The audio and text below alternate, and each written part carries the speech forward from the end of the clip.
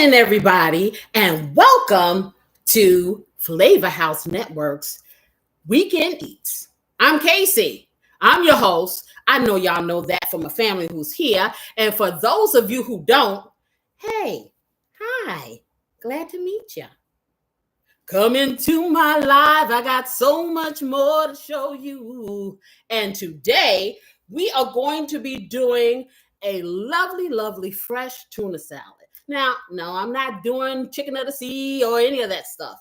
I am doing the real tuna. I am making a beautiful, delicious, fresh, light, healthy tuna salad just for you out of real tuna. Why? Because the tuna was on sale. It was actually the raw tuna was cheaper than getting a big can of tuna. Go figure. So, I think I'm going to be doing this thing. Ain't that hard? And we're going to be talking about coffee flavor exploration. Okay, going to be exploring different avenues. I'm just kind of gearing up from a new show that's coming up. As soon as I can get it all together, I will put it in the community on a post, and you'll know when it's coming. And I may do a few little short commercials so you can see just what you're going to get. So that's going to be fun. And then summer comfort foods. I know you think, hey, it's hot out there. We don't want any comfort food. We don't need to be warmed up. Let me tell you something. Comfort food doesn't have a season. Comfort food is about what's in here. It touches your soul. So therefore, hey, we're going to explore some comfort foods. Yes, we are. And of course, my home cooking story time, because what would life be without knowing about me? Okay, so some people in this morning. Jerome says good morning. Good morning, Dr. J. How are you? Bobo to Love says good morning. Good morning, Bobo to Love. How are you? How was your week? I'm taking a little sip. See, Jerome came just in time so he could start heckling me about my coffee. Of course. You gotta keep you on your toes. I'm not going to agree that I'm going to drink a whole cup of coffee this morning, okay? Because who knows? Yes. You got Pam and we got So I'm like, good morning too. Good morning, everyone. Good morning. Good morning. And then Bobo Love said they're doing good. Doing pretty good. Wonderful. How was everybody's 4th of July? Tell me something good. Tell me about all those goodies that y'all had. Are you still stuffed? Do you have leftovers? Have you had enough barbecue? Never. Huh? No such thing. I know, right? No such thing. There is no such thing in my house as having enough grilled food. It just ain't so. It just really isn't. I am telling you, the grill master will grill even when it's cold. Oh, yeah. Yeah, I'm here to tell you. If we lived in a place like Florida, I guess that's all we'd ever eat. I guess that's all we ever eat. We'd have a teeny tiny grill that I could reach, and then we'd have the big giant one, like what he. This is why let's not get it twisted. Casey can grill, okay? Casey can grill. Oh yes, she can. Okay, Casey was determined to grill in New York City. I ain't gonna tell y'all that story. I'm gonna tell y'all that for the story time. Never mind. I'll tell you later. Anyway, just know. Oh no, Jerome, I got you. I'm gonna do the web. I'm working on the website. I gotta show y'all the finished product. I got you. I'm working. Okay, there you go, Jerome. You never say unalive, right? Oh, so that's what I'm saying. Heckle her. Yeah, for real. Okay, so I'm gonna change my glasses, y'all. The 4th today, so you're gonna grill today. Oh, so you're doing your 4th of July today? Hey, whatever works for you. You know what I'm saying? Because I'm gonna be totally honest. I made sure that usually we grow like an exorbitant amount of food. Okay. And I'm gonna tell you, after a while, I get a little tired of eating that. I need to switch it up a bit. So yeah, I decided we were gonna make just enough for that day. And that was it. I think it's a couple of little pieces of rib left, a little bit like that. But we did not go all out like we normally do. Because first of all, I got to cook for y'all. So unless you was going to tell me some recipe I was going to use to make out of a rib, that's already... Hey, rib lasagna. How about that? Okay, cut it off the bone and put it rib and eggs. What do you think? That sounds tasty. Yes, it does. Grilled hot dogs and mixed in macaroni. I don't know. Okay. All right, y'all. So what we're going to do now, I want to show you the ingredients of what this is going to be. Okay, the lovely. Let me fix my diction. What is going on? Because if you don't speak properly, when they do the closed captions, it can say anything. Oh, saying all kinds of stuff you don't want to say. So let me correct my diction. Okay. We're going to see what the lovely ingredients are. And these wonderful tuna steaks, nice and fresh looking. I decided to keep them in the packet so you could see. This is wild caught tuna, so it's not farm raised. It's out there, born free, as free as the wind blows. Yes. So I got 4 of these, and I am thinking 4 of these will probably be equivalent to maybe a large can of tuna or a little bit more. But we shall see. They look good. They look very, very fresh. And I'm gonna tell you, for each one, I paid about $12 for all this salmon. Yeah, it was on sale. And they're boneless. They're boneless. They're fillets. I've never really bought raw salmon before. I had it a long time ago, and I really wasn't a big fan. I guess it's the way they cooked it. You know what I'm saying? And so that's never been something that I would pursue. However, I do know that it is a little pricey. So I have some white pepper I'm going to be using. Don't know if I'm going to use the salt. That'll depend on what it tastes like. Of course, I have my Casey's blessing. You can use whatever all-purpose seasoning you have, okay? Because this is not one of these days, okay. See, I'll be like the artist, right? When I go back to an egg, then this will be really popular and somebody will sponsor. Okay, I have some onion powder. I have some fresh dill. I'm going to have my herbettes, which they're in the fridge. So I don't want to, I'm going to be doing parsley, basil, and what else did I say? No, I didn't do cilantro. Parsley and basil I'm doing out of there. Yeah, parsley and basil, And I'm not doing Italian herbs. Yeah, parsley and basil. Okay. Yeah, I'm breaking up the groove. And guess what? I don't need any cooking spray because we're going to be poaching this tuna here. Okay. Okay. I need to ask you, which pot would you like me to get out? I'm going to use that skillet right there. That's going to be fine. Okay. And then, of course, I have some low sodium chicken broth, which I'm going to season up. And and I have a red onion. It was a quarter of a red onion, a medium-sized red onion. Okay, and my celery flakes. That's what I need. Now, you can put real celery in if you want to. You know what I do. I love the celery flakes. It gives a very good flavor. And some mayonnaise. Mayonnaise. So okay. Show them this. I gotta find yes.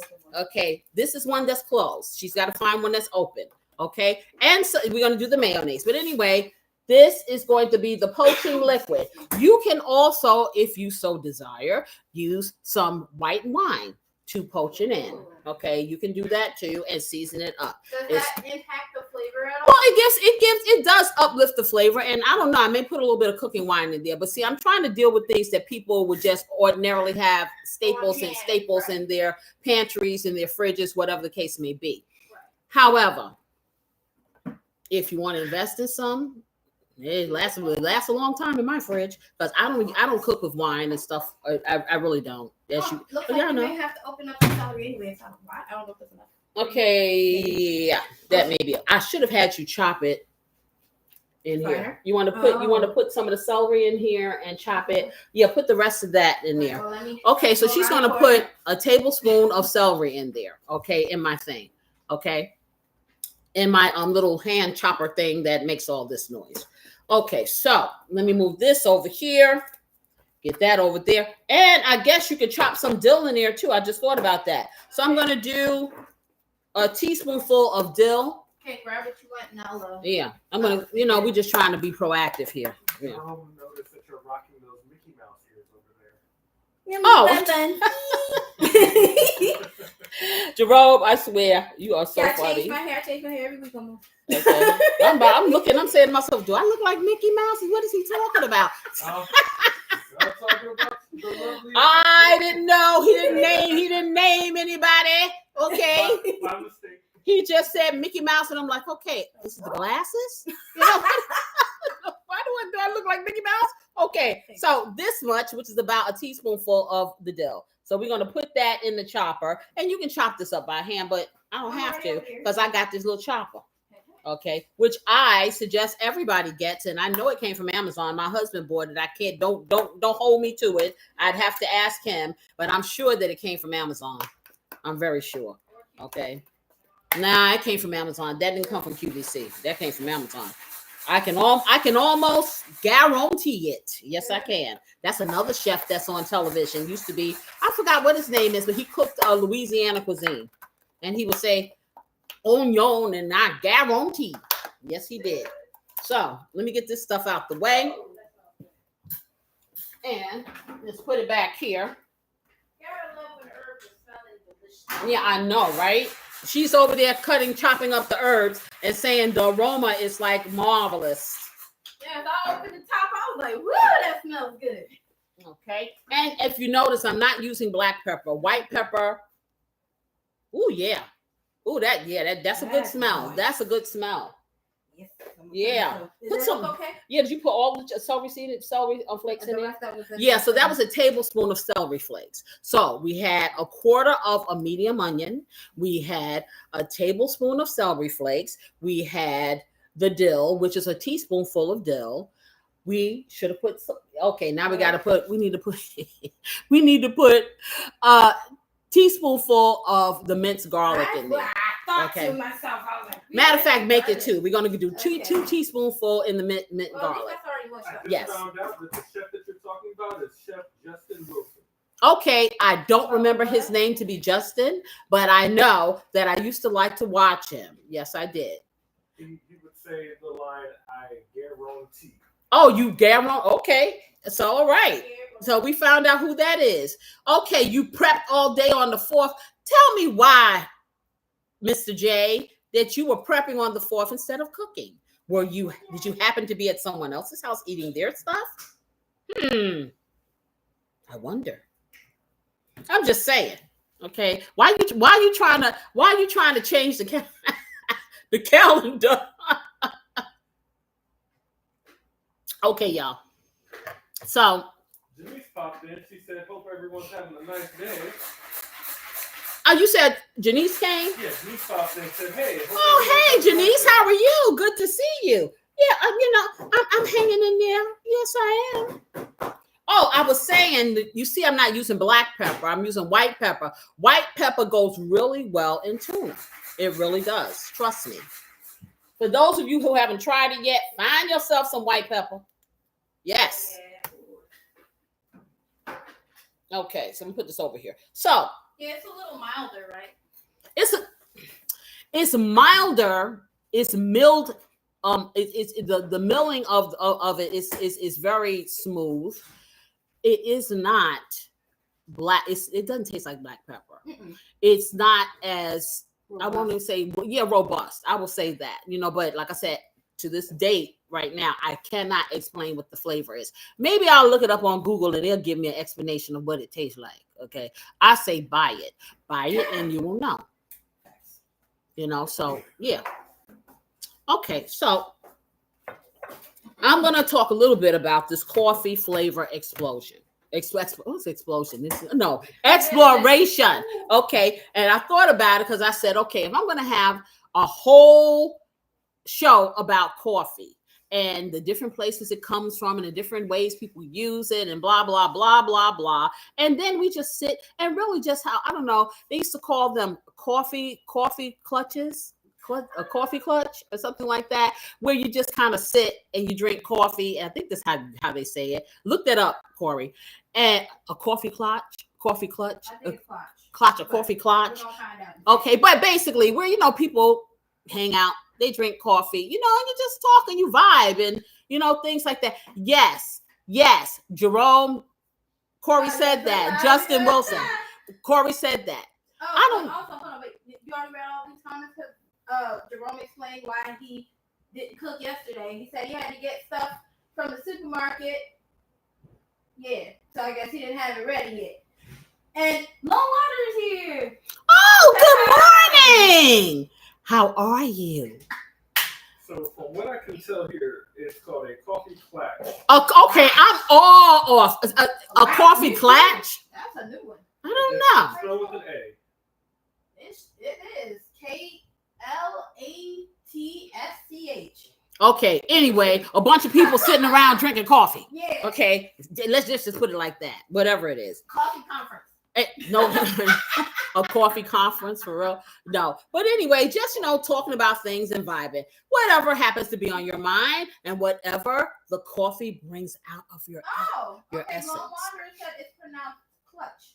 See, I was right. Okay, so it's not pronounced the way it looks. See, I knew it was a coffee clutch. I thought it sounded like a nut bucket. Okay. Thank you. Thank you, Lo. What you say, Lo humbug? You mean why is it humbug? It's a beautiful morning. Ooh, because everybody's here. Okay, everybody's here, so it's always a good day. You guys, I look so forward to this. If I'm feeling blue, y'all can bring me out of it. That's for sure. I'm tired and grumpy today. You know what? It be like that sometimes. Sometimes here. Yes. Don't feel better here. Winter, spring, summer, or fall. All you gotta do is call, and I'll be there. Casey's your friend. Smile, feel better, at least for a moment. Yes. So we're gonna talk about this. So coffee has a flavor note, just like wine. Okay, boy, they gotta put some alcohol in it anyway you say. Coffee beans can taste fruity. Coffee beans can taste nutty. Coffee beans can taste spicy, chocolatey, or even floral. Now I'm gonna tell you like this: the Earl Grey tea, and even the Earl Grey black tea, and the Earl Grey green tea, it does have bergamot has a florally kind of fruity kind of taste. Sure does. So maybe they have coffees that have bergamot in them. I don't know. But anyway, so they're saying depending on where they're grown and how they're roasted. Okay, try describing what you taste in your favorite brew. Okay, me, I taste Folgers. I don't. This one, but try some other things. Okay, are there hints of berry? Are there hints of caramel? Are there hints of toasted nuts? Okay, roast levels affect flavor. So light roasts are brighter, citrusy, and fruity. Medium roast balance with a hint of cocoa and toffee or mild spice. Dark roast are bold, smoky, rich, and think dark chocolate. Now, see, that's my favorite. If I eat chocolate, it has the darker, the better. I love it. Okay, or molasses. Not too keen on molasses. So if my coffee tastes like that, I don't want that. Okay, so bean origin tells a story. So Ethiopian beans, floral and berry-like. So I got to try to find me some Ethiopian beans and I guess fix it the old-fashioned way, really, the brew it. Yeah, I'll see how I like that. I'll let y'all know about that one. Okay, Colombian beans are smooth with nutty and caramel notes. You have a Sumatran beans, Sumatran, I guess. Yeah, Sumatran beans, earthy, spicy, and full body. And then brewing methods matter. So how you brew it. Here they go with this French press. Brings out, I am not buying a French press because I don't like brewed coffee that much. Okay, but I'll show you a picture. I ain't buying. A couple comments came in. Yes. And he said, I didn't know coffee beans had lots of flavors. Mm-hmm. Different flavors. That's interesting. Yeah. I'm finding that out as well. And the Lone Wanderer said, addressing the elephant in the room. Poop coffee beans, Uchinari coffee? Who? Poop coffee beans. Uchinari. Oh, we talked about you weren't in the daytime show, Lone. We talked about that a long time ago. Those little monkeys or whatever they are, and they poop and they use I think they eat the coffee beans and then they poop it out or something and then they use it and it's like a delicacy. Yeah, that kind of grossed them out long. Okay, so pouring it over a clean, crisp cup highlights subtle notes of flavor. Okay, cold brew. Here we go. That's the beautiful assistance thing. Cold coffee. I don't like that. Cold brew smooths everything out. Great for low acid. Chocolate forwards the taste. So basically, they want you to have some coffee flavored chocolate milk. Is that what it is? Okay, so I don't know. I may try that. I don't know. We'll see. Anyway, how to train your okay. So we got to train our taste buds. Like people go to wine tasting. They have coffee tastings. Go, oh, child, I could go so deep with this. It's so interesting. Okay, so you want to You want to sip your coffee slowly and without sugar and cream first. Okay, well, I don't have the sugar, but I do have cream. So you just want me to drink it black so I can get the aroma on my palate, I guess.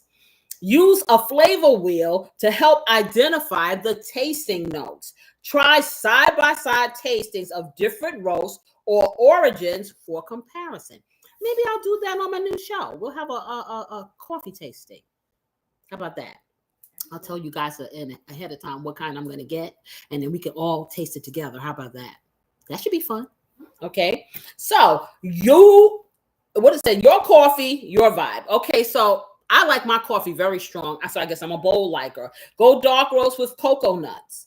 Okay. Love sweet and smooth. Try a medium roast with caramel tones. Nah.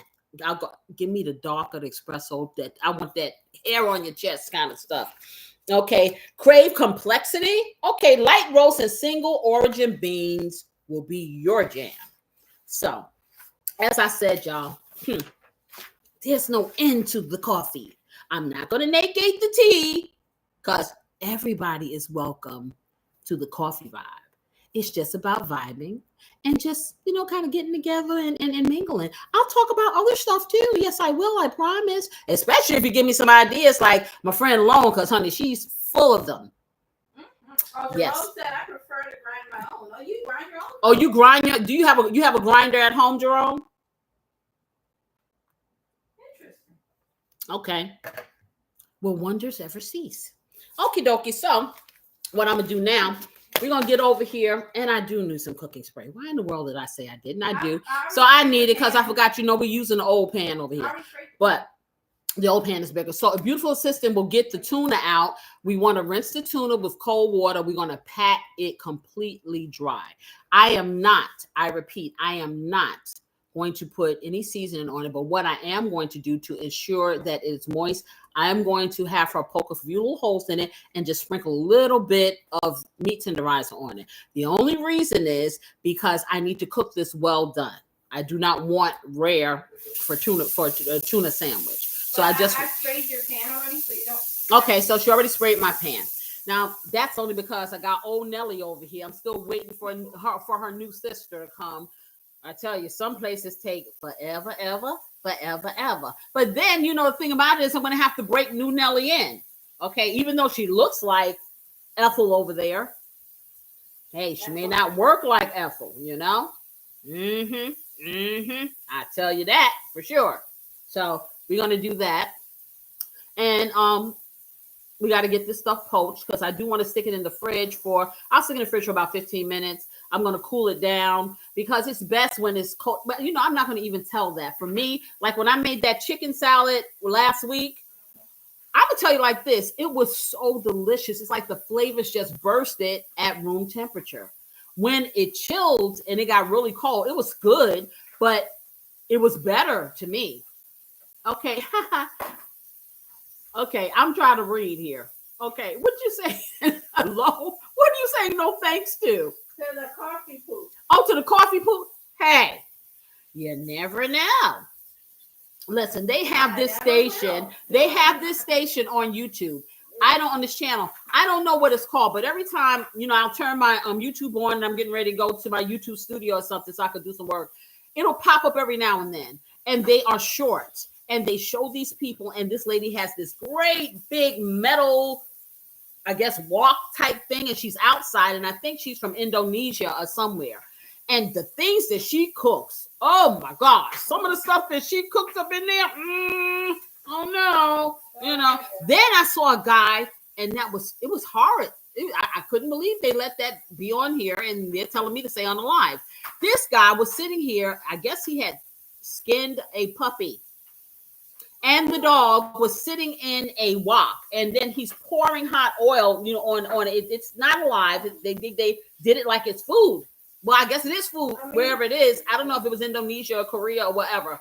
And they were showing him preparing this dog, with the peppers and the onions and all this stuff. And they cook it by taking hot oil and just dousing it continuously, I guess, until it fries, instead of, I guess, cutting it up or whatever. I don't know. Okay. Like I said, different cultures do different things. Okay. Me personally, I will probably have to take my food with me if I went to another country that did something like that, because I'm not going to even tell you that I'm going to eat Fido or anybody that, listen, if the pig is too cute, I probably wouldn't eat it. I'll be totally honest. This is why I will not live on a farm, because I will fall in love with the little chickens and the pig and the cow, and they would just live their lives, and I would be feeding them. What you say? You do what? Oh, he's still talking about grinding stuff. Okay, Jerome says he grinds his own coffee. He prefers to, and so I asked him, did he have a grinder? He says he does. But I've gone on to another subject, so this is kind of delayed, right? But like I said, I would be in love. I would probably become vegan, because I would not want to hurt the little animals there. They'd be cute, especially the babies. They're so cute. Watch them grow up. Pretty much anything that's a baby comes out cute. Even a little porcupine. It's kind of cute. When it grows up is when it starts looking funny. But anyway, I would not be able to, like, people down south or whatever. I know some of my relatives, I've never seen them do it. When I was a child, they lived in a more rural area of Alabama, and they had chickens. And I told you, my father's mother, she lived in the suburbs, and I don't know why she had a chicken in her yard that time, because she was not going to kill a chicken, but she had a chicken. And I went in the backyard, and I'm screaming and hollering, "What is that? What is?" And so she's laughing to the deepest part of her soul. It's a chicken, baby. Look like no chicken I ever seen. The chickens I saw were on the plate with batter. Okay, and if I saw the whole chicken, they came from the butcher, and there was no heads and claws. It looked like a little torso. And my mother cut it up, and she cooked it up, and we ate it up. If I had to see the chicken with all of his glory and all of his feathers, and because they do something like wring the neck or whatever, so they take it, and some people do some stuff like this, and then I think they chop it off. I don't know if they still do that. I don't know. I've seen it on television, so I don't know for sure. But yeah, I don't know if I could then sit down after I've plucked all the feathers and everything else, and then you say, "Here, dinner's ready." I don't know about that. I don't know if I want to eat an egg that a chicken just laid. That don't look too good. Yeah, I'm telling you. Yeah. See, I don't need to see all that. I'm visual, remember? It's like, man, I'm going to tell you. A chicken giving birth over I would possibly go out back and dig up some grass and make a grass salad, because I ain't eating it. Until you find out the grass has manure in it, and then you don't want to eat anything. Yeah, well, yeah. Thank you very much for the visual. Okay, so she said the grass may have manure and whatever. Okay, gives it flavor.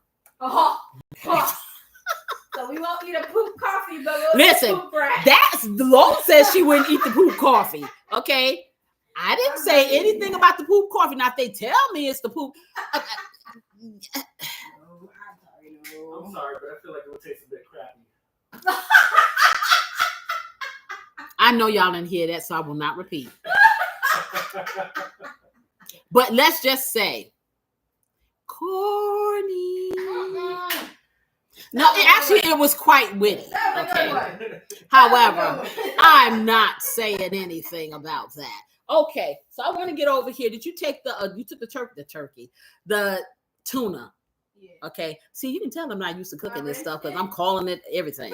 Okay. I rinsed it, dried it off. I sprinkled the meat tenderoni. Okay, so it's sitting over there waiting for me to season it. So what I like to do is move my the trusty computer over so we can see what's going on over there. Okay, Yeah. move the trusty table. Yeah, but we're gonna move the trusty table quietly. Yeah. Okay. Because boy, oh boy, we're trying to get rollers, trying to get wheels for this doggone thing. This is $45 on Amazon. I'm gonna find a cheaper way to do this. What you say, Lone? Have I ever eaten tuna? No, I have. The only way I've eaten tuna alone is in a tuna casserole or on a sandwich, plain or with things in it. It's a rice ball with tuna. Okay, so that may be something like who? Like an onigiri. Onigiri. Yeah, like the rice ball. Oh yeah. Yeah, that's what it is. I couldn't see. It looked like it said girl. I'm sorry. Only girl. I'm saying only girl. Oh yeah. Matter of fact, I had one of those. When was it? The other day. Yeah. But it had bacon and spam in it. Oh, so do you use fresh tuna for that onigiri? Would I poach it? Would it be raw? You could do either. It depends on you. But look, I'm not eating it raw, y'all. Y'all need to know I'm not eating it raw. Just like I'm not getting in the ocean. I don't care how blue it is with all the animals. It makes me feel like I'm in a giant fish tank. And if you ever seen a fish tank that doesn't have a filter, think about it. Okay. I'm just saying. Yeah. See, my dream is to go to Iceland on a cruise, but I don't want to get off. I just want to roll in Iceland to see if it's as beautiful and clear and blue like they show in the pictures. Then I want to go home. Done. Because first of all, it's going to be too cold for me, and Arthur and Ritus doesn't like that. I feel that. So I just want to be able to look out of my beautiful cabin, not a little box as big as my pantry. You know okay. What? I wonder if Iceland is like has a lot of vegetation because don't they have a lot of plants and stuff? So I only see it from the water perspective, so I will have to look. But anybody been to Iceland? Like, let me know. Breathing like for people. I would love to see it. That is like my dream. Okay, to get on a beautiful cruise ship in a nice cabin and pull into Iceland and see if it's really so clear and crisp. And it just looks like if you breathe the air, your lungs will turn into baby lungs that just were born. You know, it's like it's so beautiful. You said Kendra cooked on the stove, then blitz it. Never raw. Okay, good, because I'll eat it then. Okay. Yeah, so I eat sashimi. See, Corey makes that stuff. Yeah. And I had him add some Casey's blessing, and it was really on point. You know I gotta do something there. You know this. Okay, let's get this thing over here. The Casey's blessings really did do the trick. It does. I'll be honest. It sure did. Casey's blessing, he said, really set it up, and you know I'm gonna need my stiletto. Okay, so let me move this little pot over here. I'm moving stuff off the stove, y'all. We're gonna get this over here. Here, yes. So you can see what I see. What did you say? But Casey, you have to go to the hot pools in Iceland. Lone, I don't want to have to get off the ship. It's too cold. Well, that's why I get the hot one. Yeah, but I gotta get to the hot one, right? And go straight from the boat to the I just want to know, Lone, is it really all that? Is it really as beautiful as it looks? Just say yes. Say yes. Okay. And so my fantasy can come true. Well, it's better to see for yourself, though. I do want to see, but I still want to. I want somebody who's been there, who I can trust. Because, hey, you go somewhere you've never been, okay? You get these hotel rooms, you get on these cruises. Oh, we went on a cruise. My rendition of comfort may be totally different than yours. Okay, so you may say 5-star hotel and the bed is like a brick. I say 5-star hotel and I paid $500 for one night.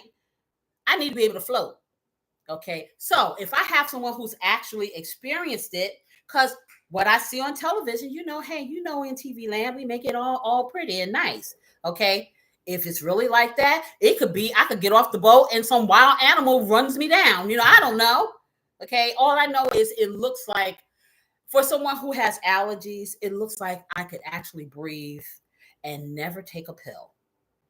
That right there is heaven for me. I'm just saying. All right. So I'm going to try to come close as I can without disconnecting, because we don't want to have any technical difficulties today. All right. So let me see if I get my skillet in position. See if I got you. Okay. Just right there. Okay. I don't want it too close where I can't move, but let me see. So, okay, we can see, y'all can see my skillet, right? Can you see the skillet? Yeah. Okay. So I'm going to take my top off the skillet. I need to get my chicken broth. And I think that I'm going to use probably 3, because this is kind of thick. And I have to do maybe 7 minutes, 6 to 7 minutes on each side. So I'm going to have to flip it in order for it to get well done through and through. Because what will happen is it starts getting done from the outside and it goes all the way in. Now, when you grill these or sear these or whatever, they usually have them rare in the middle. I guess because maybe it dries out. I don't know. I've never eaten it like that. Oh, I'll tell that that's a fib. I have had it in a Japanese restaurant one time, and I wasn't thrilled. So yeah, I'll eat a medium well steak. I may eat it a little medium rare, but see, I don't want nothing getting up off the plate and running behind me. That's just me. Okay, that is me all day long. So I say this to say, because they have this show with, is it Gordon Ramsay that I saw? And they go through these tiers. You start in the basement and you work your way up, and they get like cooks like myself, they call us internet chefs or whatever. And they get, just home cooks and just all kinds of chefs. And they meld them together and they try to build their way up to different levels. I haven't seen it, only saw one time. But they have them as judges. So of course, the chefs say that every steak should be a certain way and this, and if I don't like steak like that, you can't tell me that's the wrong way to cook it. So if I like my steak well done, you're telling me the only way that steak is supposed to taste good if it's running off the plate. That's not my idea of delicious for me. You know what I'm saying? I will tell you guys, this is my philosophy on cooking. There are basic instructions to cooking things, okay? But when you come to preference, that is that. So for me, cooking contests or judging things, it's about the taste and flavor for me, okay? Everybody likes things a little different. Some people like it cooked a little more. Some people like it cooked a little less. I don't see where it really is a fair depiction for a person to say, I may cook in my restaurant and this is the way I cook it and everybody loves it, but it gets in front of the judges and like, it should be cooked to this temperature and feel like that. So you say, in my house, they like it the other way. So I'm just saying, do you, boo? That's all. That's why I'm not getting in no contest. Okay, you come on over to my house, sit down, eat some food, you'll love it. That's it. All right. So I think I'm going to use 3 cups of this chicken broth. Let me get the cup. Let me see if I stand over this way. This way. Trying to make sure I'm not blocking you. Okay. Yeah, that's better. Okay, so I'm going to get 3 of these. Let me turn this on. And I'm just going to heat it up just a little bit. I have it on high, but I'm going to do 3 cups. Because like I said, these tuna steaks are pretty thick. And I want to be able to have enough liquid to poach it. And it stay enough liquid, since I got to do about 7 minutes on each side. 6 to 7 minutes. Like I said, I'll look and see. And then I'll use my trusty thermometer. I'll have, I need rosemary. I almost forgot about my herbs. Oh boy, my rosemary. I don't need to crush it. I'm just going to stick a little swig in there. Okay. It doesn't need to be crushed up. So that's 2. Rosemary. Can't forget rosemary. And I may need some more chicken broth because this is not quite 3. Okay, so I'm getting some more chicken broth, but I'm going to use 3, maybe 3.5. This skillet is pretty wide.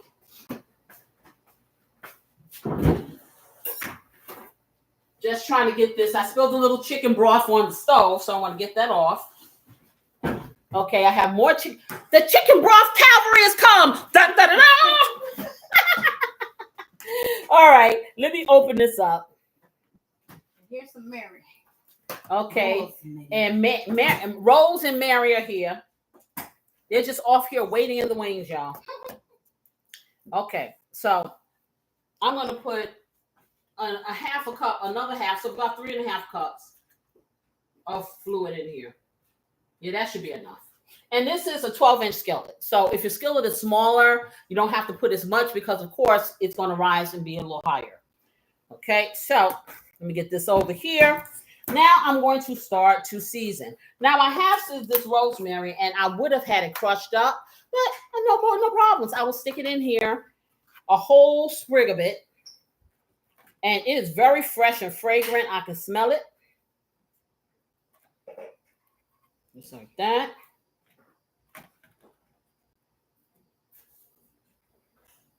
And I just want to make sure I don't want it to come apart. So I'm going to have my watchful eye. So I have 3 sprigs of rosemary. And I will put that in last because I don't want it to get too soft because I'll have to siphon. Well, I'm going to pour the liquid off anyway. I just don't want to have big chunks of rosemary in my stuff. So I have my basil, which looks like it's in a cilantro container, but it's not.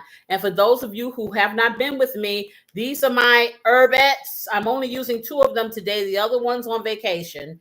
Okay, this is basil and this is parsley. But for some reason, they had it in the wrong container. So we're going to do that. Okay, let me get that in. It's starting to boil, y'all, so I'm going to turn this down. And I just dropped the top. So I'm going to bring this down to a 5. Okay. And then I'm going to put a pinch. And a pinch is between your forefinger and your thumb of the basil. And I'm going to get this top, toss it over here so I can wash it. Okay. I'm going to put in a pinch of the parsley. Okay. And see what's going on. Maybe I do need some Italian seasoning. Oh, because I had thyme too. I forgot. Oh, got all the stuff on you. Yeah. A pinch of a pinch of the parsley. I'm also going to use thyme, and I'm going to use some Italian seasoning because it has some other stuff in there. And I think it'll taste pretty good. Yeah, the Italian herb container, and did they bring my rosemary? Not rosemary, my thyme. It looks like a little vine. It's so cute. Got a lot of time on my hands. I got him over here. He's corny. He says he has a lot of time on his hands. Okay, whatever. Okay, so I'm going to take this. This looks like I'm going to make a brew. Okay, so I'm going to take about this much. And so that will probably be a tablespoonful. And I'm just going to drop these over in there just like this. I usually will crush it, but I'm just going to stick it in there because I just want my broth to have a nice flavor. Okay. And let me close that up. So I got this. And then I'm going to take my Italian herbs. And like I said, these herbs right here will last you for at least a month if you have them that long. See, I don't usually have them that long. Okay. So I'm going to do another pinch of this Italian herbs. And all this stuff is fresh and it smells delicious. I'm also going to take, and I'm going to open this up. I have a new batch of the celery flakes. And like I said, I'm doing the celery flakes. I do have them ground up in the fresh vegetables here. But I'm going to take about a tablespoonful of celery flakes. And I'm not going to crush them up. Now, I want you guys to see in my hand here. Okay, you see these celery flakes have like bigger pieces and they have smaller pieces. And usually I will take them and I will crumble them over so they're not chunky, but I'm just seasoning, so it doesn't matter. So this is a teaspoonful of that. I'm going to put my 3 sprigs of rosemary in, and I'm going to put some of my onion powder in here. So a half a teaspoonful of onion powder in this nice liquid. Let me bring it up a bit because it has stopped moving. It was doing some real movement earlier, so now I got to make it do its thing. Okay, and I'm going to put a little bit of Casey's blessing in here. Because see, the whole dynamic of what I want to happen is I want this broth to season that fish. Okay, because we do layering here. So I'm going to put in, and I would say a teaspoonful, but I'm lying because I can put it however much I want of Casey's blessing because it has what?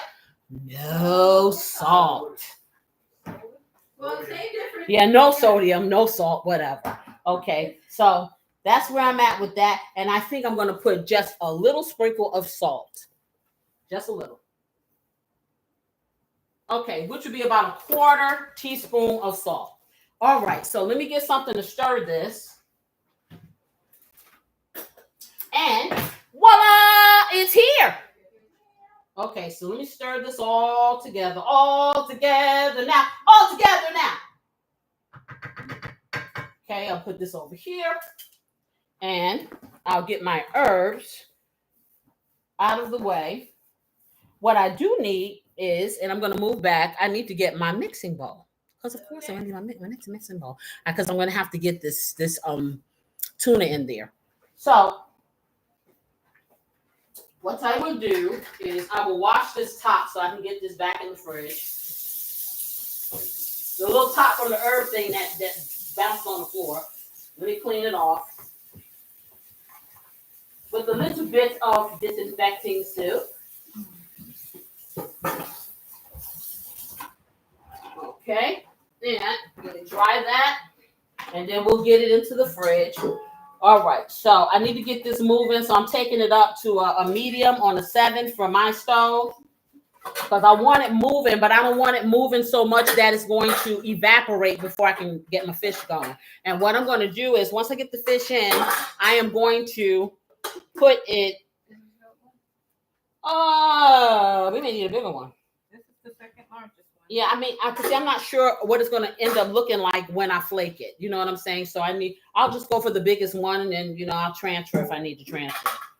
Okay, let me close this up because I will be using these again. What I do like to do is, as you know, I like to layer my flavors. So I start with this being fully seasoned, and one more thing I forgot: some minced garlic. Remember, I put it in that. I know, but I want it in here too because I'm doing what? Layering my flavors. Now, where did it go? It's in the door near The other door. The other door. Yeah, it is. It's in the other door. Okay, so I'm going to do this stuff squeezable, half a teaspoonful. Okay, so that'll be one little squirt. Just like that. Okay, so this should be nicely flavored. It's starting to do its thing. It's doing a little dance. Do a little dance. Yeah. Okay. So it's going off in here. And I'm just going to stir it.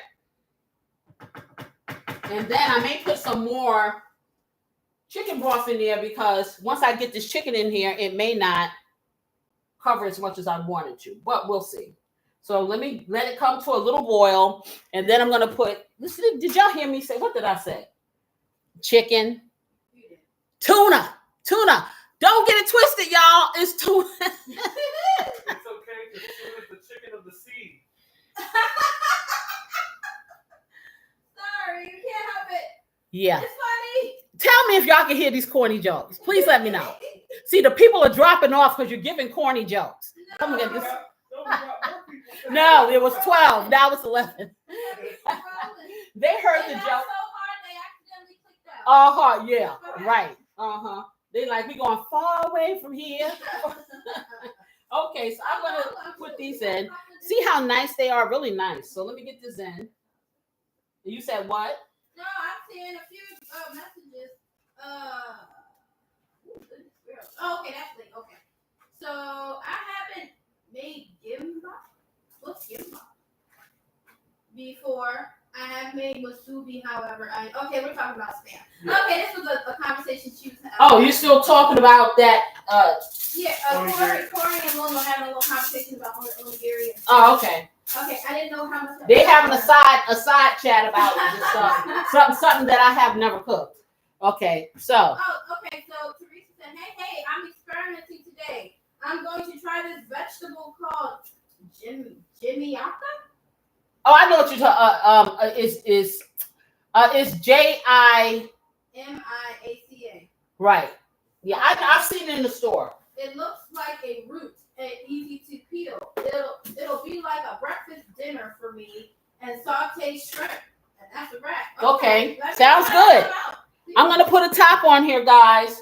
It's on a medium. It's boiling. Let me set it for about 6 minutes and I'll take a look. Ooh, okay, Lone gave us a challenge. She said, challenge for Casey. Do a month of meals for under $2 per serving. I feed my husband and I for roughly $25 a day. I can get it lower than that if I try. Okay, your husband's not picky, is it? Yeah, a lot of people out here suffering, looking for ideas. Yes, I repeat, your husband's not picky. See, I can feed him for less than that. I sure can, and be very happy. Now, will they like it? I'm sure if you Okay. Will they like it? That they're getting what I'm giving them?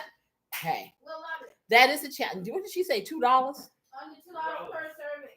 Oh, per serving? Per serving. Okay, now you're gonna make me do math. No. We got a few people here, so you got a little cushion to work with. So yeah. We have a lot of people here. We have 7 people here, so you have 2. 14.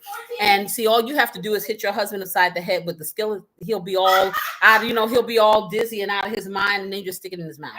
Okay, right. Everything's good. But I'm going to think about that and see, because I really do need to cut costs these days. And yes, I will do the math and I will see how much that costs. And as a matter of fact, I'm doing something tonight. As a matter of fact, that's very, very inexpensive. For the love of the recipe, I am making pork neck bones and red beans together, and it will be put over a nice herb rice. This ain't cost me a lot of money. I got 8 pounds of these pork neck bones. Beef neck bones. I'm sorry, beef neck bones, and I will braise them. And 8 pounds of them cost me $26. And they're not bony. That's very, very good. Okay. And it'll feed the multitude. Yes, it will. It will feed the multitude. So I haven't broken it down into pricing. However, I will do that. I don't know about a whole month long, because see, then you'll have me excommunicated from my house. Okay. With all these chicken nugget eaters around here. However, I can do a week, maybe. How about that? 1 week challenge. Okay. So it's almost going to be 6 minutes soon. And I can see it. So I'm going to tell you like this. If you put a top on it, it is probably going to poach faster. So I'm going to take it. I'm going to leave it at 7. Yes, I am. I think it'll be fine because it's starting to turn opaque from being that pinkish color. It's starting to turn opaque. And so what you want to do is, and like I said, I know you guys can't see because the light here. I wouldn't know if I turn it off. Let's see. But it's looking white. It's looking white. No, but I'm saying, you see how it's looking white? Yeah. You know what color it was when I showed it to you. It was like a reddish pink. Right. So it's starting to cook, and it's cooking on the steam from this lid is circulating in here, and it's cooking it on both sides. I'm supposed to flip it over in 2 minutes and 55 seconds. So would you say if you didn't have that kind of pan or pot, could you cook it in like a deeper pot? And I guess if you wanted to, but then it's not. You got to make sure. See, poaching is different than boiling. Okay, so we're going to see. But you can't use a smaller skillet. I just use this because I want to get all of it in there at one time. That's it. Okay, and I'm thinking I'm going to try to use these tongs to turn it over because I don't know how soft they're going to be. But you know what? It smells really good. Wow. It smells really good. Okay, now I don't know if this is going to work, so I may have to. It's between a fork, the spatula, and these things here. You might want to do spatula because it's gonna be really soft. You don't want It may be. See, I'm not sure, so we'll see. Okay, but I'll put my fork in it so I can see just what I'm working with. You know. Okay. Anywho, I'm gonna take a sip of coffee, Jerome. Same with you in mind. Matter of fact, I'm gonna bring my coffee over here. How about that? Because it's not hot anyway. So I give up. Did you have it on the thing? Yes, it was on the thing. Okay. However, it had to be hot before it got on the thing. It was hot when you first got it. No, it was not. It was not hot at all. Yes, it did. No, it was not. Okay, we're down to 1 minute 7 seconds. Teresa said I made my curry neck bones, mustard greens, and cornbread Tuesday, and I finished them up by Thursday. That sounds delicious. Yeah, that sounds very good. Very good. I'm not talking to you. Pork neck bones, right? Right, T? Were they pork neck bones? I gotta wait for a response. You can tell how patient of a person I am, right? They are too slow for me. I need it now. I need it. We out here typing, you talking, we gotta type. Listen, do that thing that my sister does with her finger and just zip it. Oh, That zip thing. the The swipey thing. Yeah, that thing. Child, I didn't even know what that was. I mean, totally. She's like, oh, it's a program, I guess, or an app or something that you. It's a setting for your keyboard. Okay, see, I just sit there and try to type on my little teeny tiny phone. You know what? It's 4 seconds, and I'm gonna flip. So I'm turning this What off. I do is I use word prediction. So I guess depending on how you write your text, a lot of times your keyboard can predict what you're gonna say. Yeah, sometimes you writing one thing and the keyboard want to make it something else. I've seen that. I don't like that thing. Okay, so let me turn this over. I'm getting liquid everywhere. Okay, see this. She said yes to the curry. I'm sorry, to the neck bones. This is pretty firm, y'all. Okay. Yeah, so I'm not gonna have to cook this 14 minutes. I'm telling you because it's basically cooked now. I'm gonna turn it over and probably give it another 3 minutes and see if it flakes. This is pretty. Yeah. I'm looking on the inside of this, y'all. See, that's the key. Put the top on it. You ain't got to be doing all this flipping. Okay. Keep it simple. Long gave us a little message that I remember when the 2008 crash happened. There were so many worried faces, people walking around the store like zombies with 2 things in the cart. That is when I first had the idea of encouraging people. I was happy and rolling around because I grew up poor and learning to think outside the box. It does force you to do that. Oh yeah, it becomes. What did they say? It's a saying they say something. The mother of invention. Necessity is the mother of invention. It sure is. You don't sit back and rock in a corner because you face adversity, because you're gonna face it all the time. That's just life. I don't know anybody, and I don't care how much money you have or how little. There are all different types of adversity. You can be the richest person in the world and have adversity face you on a regular. It's not about how you handle the highs.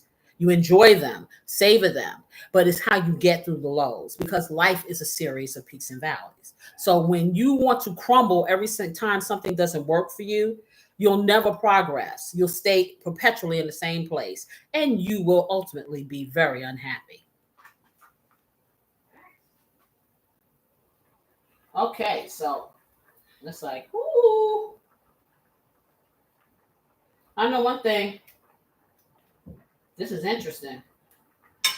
Okay, so I'm going to do 2 minutes, and I forgot to turn the timer on, but I'm going to do 2 minutes. They said for me to do 14. I'm not feeling 14. I'm going to do this to the flakiness. So let me do 2 minutes. Just like that. Oh, I know what I needed. I need a pot, and I need a couple boiled eggs. I wanted some boiled eggs. I forgot all about that. Not that I'm going to put it in there, but see, to grab this? If you don't mind. Okay. Because she's the best boiled egg maker. She makes her eggs and they never get messed up. I don't know what she's doing. Okay, but she does something. Okay, so that's an option too to put in your tuna salad. My mother used to put eggs in her tuna salad. She used to put relish in her sweet relish in her tuna salad, and it was pretty good. I gravitated away from that, but however, some people in my house like eggs, so I'm going to boil a few of them and slice them so they can put them on the side if they want. Boiled eggs.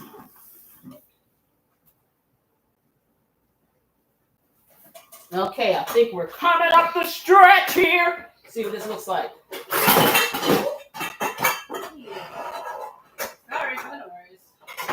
Yeah, this is, okay. I'm just kind of breaking this apart, y'all. But these are thick, but this is giving what I want. Let me see, I just took a little piece out of here to see.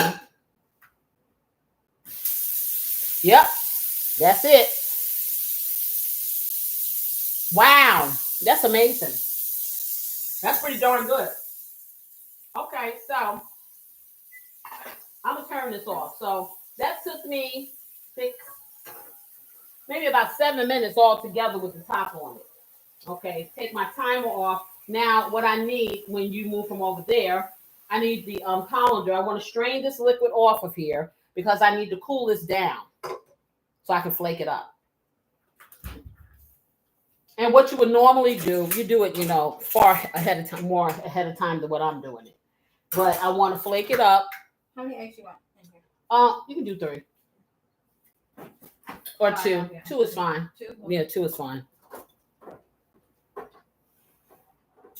Okay, so I'm gonna, as soon as the beautiful assistant gets these eggs on the stove here, I am going to drain this broth off of here, and I won't be saving this broth because I'm not cooking anything else fish. Yeah. Okay. Now, if I had some shrimp, I'd throw it up. I would throw it up in there. However, I don't have any shrimp today. Okay, so. Okay, All right. Let me get by you. I don't want to burn anything. And I'm going to be very careful and intentional putting this in my colander because I don't know if it's going to fall apart. It may fall apart. I don't know. Anyway. So let's try to, but I don't want it to fall apart in my sink, y'all. Come on. Okay, so let me take this off. Let me get this back over here. And still I spilled water on my stove. Oh, okay. All right. So I'm just going to pour this off and hold these so they don't end up in the sink. Yep, I poured enough off. Let me get me a nice little pad to put this on my counter. I'm going to take them out. And I'm going to put them on a paper plate and just let them kind of sit and cool down. I think I'm going to flake it so it can cool faster. Because if I flake it, kind of take it apart, then that'll help it cool off a little faster. At least that's my mentality, y'all. If that's going to work, I don't know. But we're going to find out. So let me get this. A couple paper plates. Now, normally I should be getting 1 paper plate, okay? Because these are supposed to be the extra sturdy ones. Them is lies. Okay, so let me get this on here.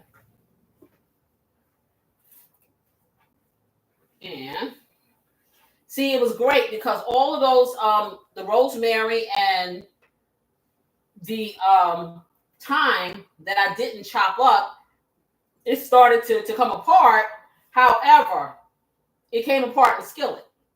So it was able to flavor my tuna, but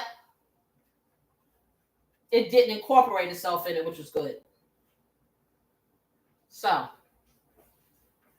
okay, let's see. Put that over there. And it's got the little nice seasonings on there. Let me take this out. Get that in my strainer here. Okay, and then I'll come over here and wash that up as soon as I get a free moment.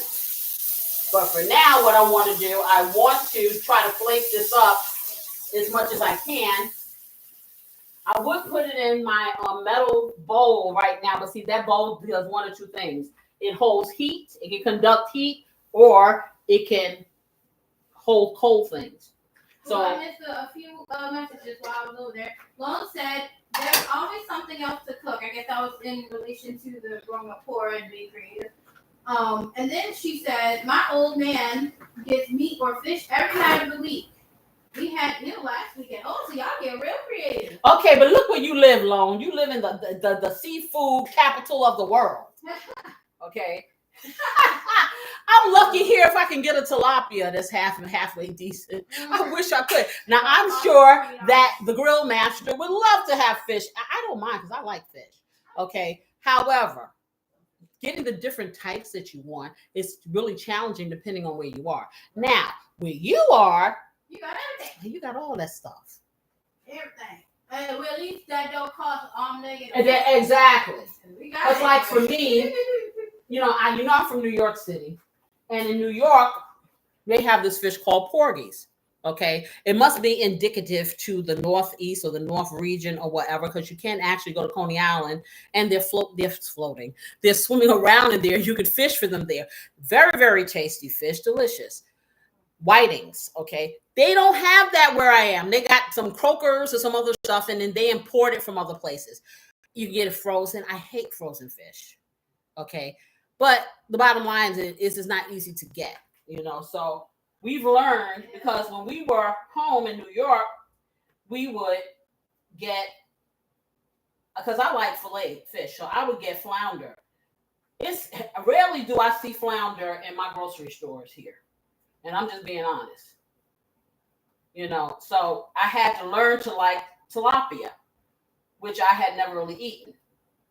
Same thing with catfish. I was never really a catfish eater until I moved here. I say over the last few years, you know what I'm saying? And I've learned to eat catfish. But it's only a certain catfish that I want to eat. Okay. I don't like catfish that's really, really thick. I like it to be boneless, skinless, and really well manicured.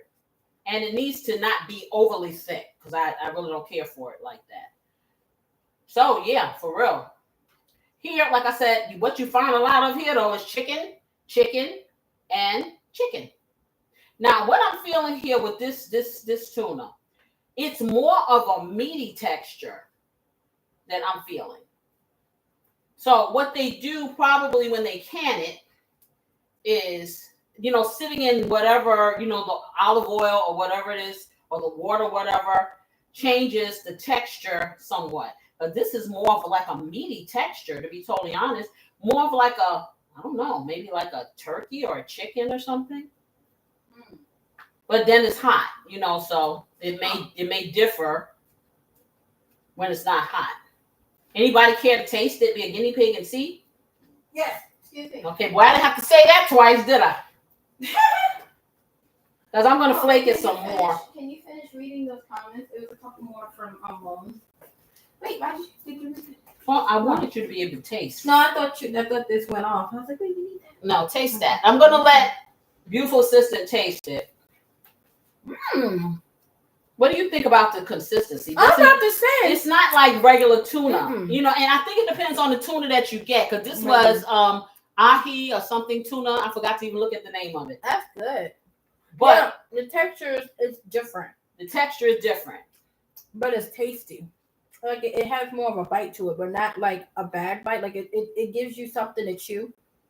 And you taste all the juices. They just come through and just down your throat so good.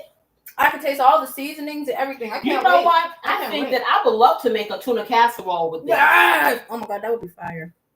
A tuna casserole with fresh tuna would be very, very good with this particular tuna.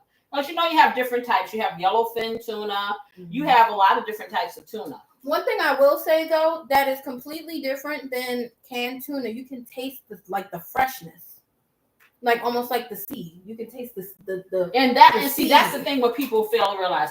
Fish should not smell fishy. Fish shouldn't have a smell. Fish should fish should really have a clean taste, almost like the ocean. That's what it is. That's how it should be if you ever got a little ocean in your mouth, you know. It's delicious. You know, but it's a whole different vibe. It really is a whole different vibe. Okay, so I'm gonna let that. Matter of fact, yeah, I'm gonna stick it in the fridge and let it cool down a little bit more. It is beginning to cool, but this is what it looks like, guys. You see what I'm saying? How it's very chunky. It's not, you know, and I guess when it gets colder, it'll be a different, but it totally different. And seasoning keep it that consistent. Like, you're gonna keep it that way. You want it like this? They want it in the the big chunks like this. It. So we're gonna give the people what they asked for. Okay. Oh, also, Corey's getting ready to read some comments. Okay. A little longer statement. I can't hear. Lone was asking, did you guys hear about shrimp gate in South Carolina?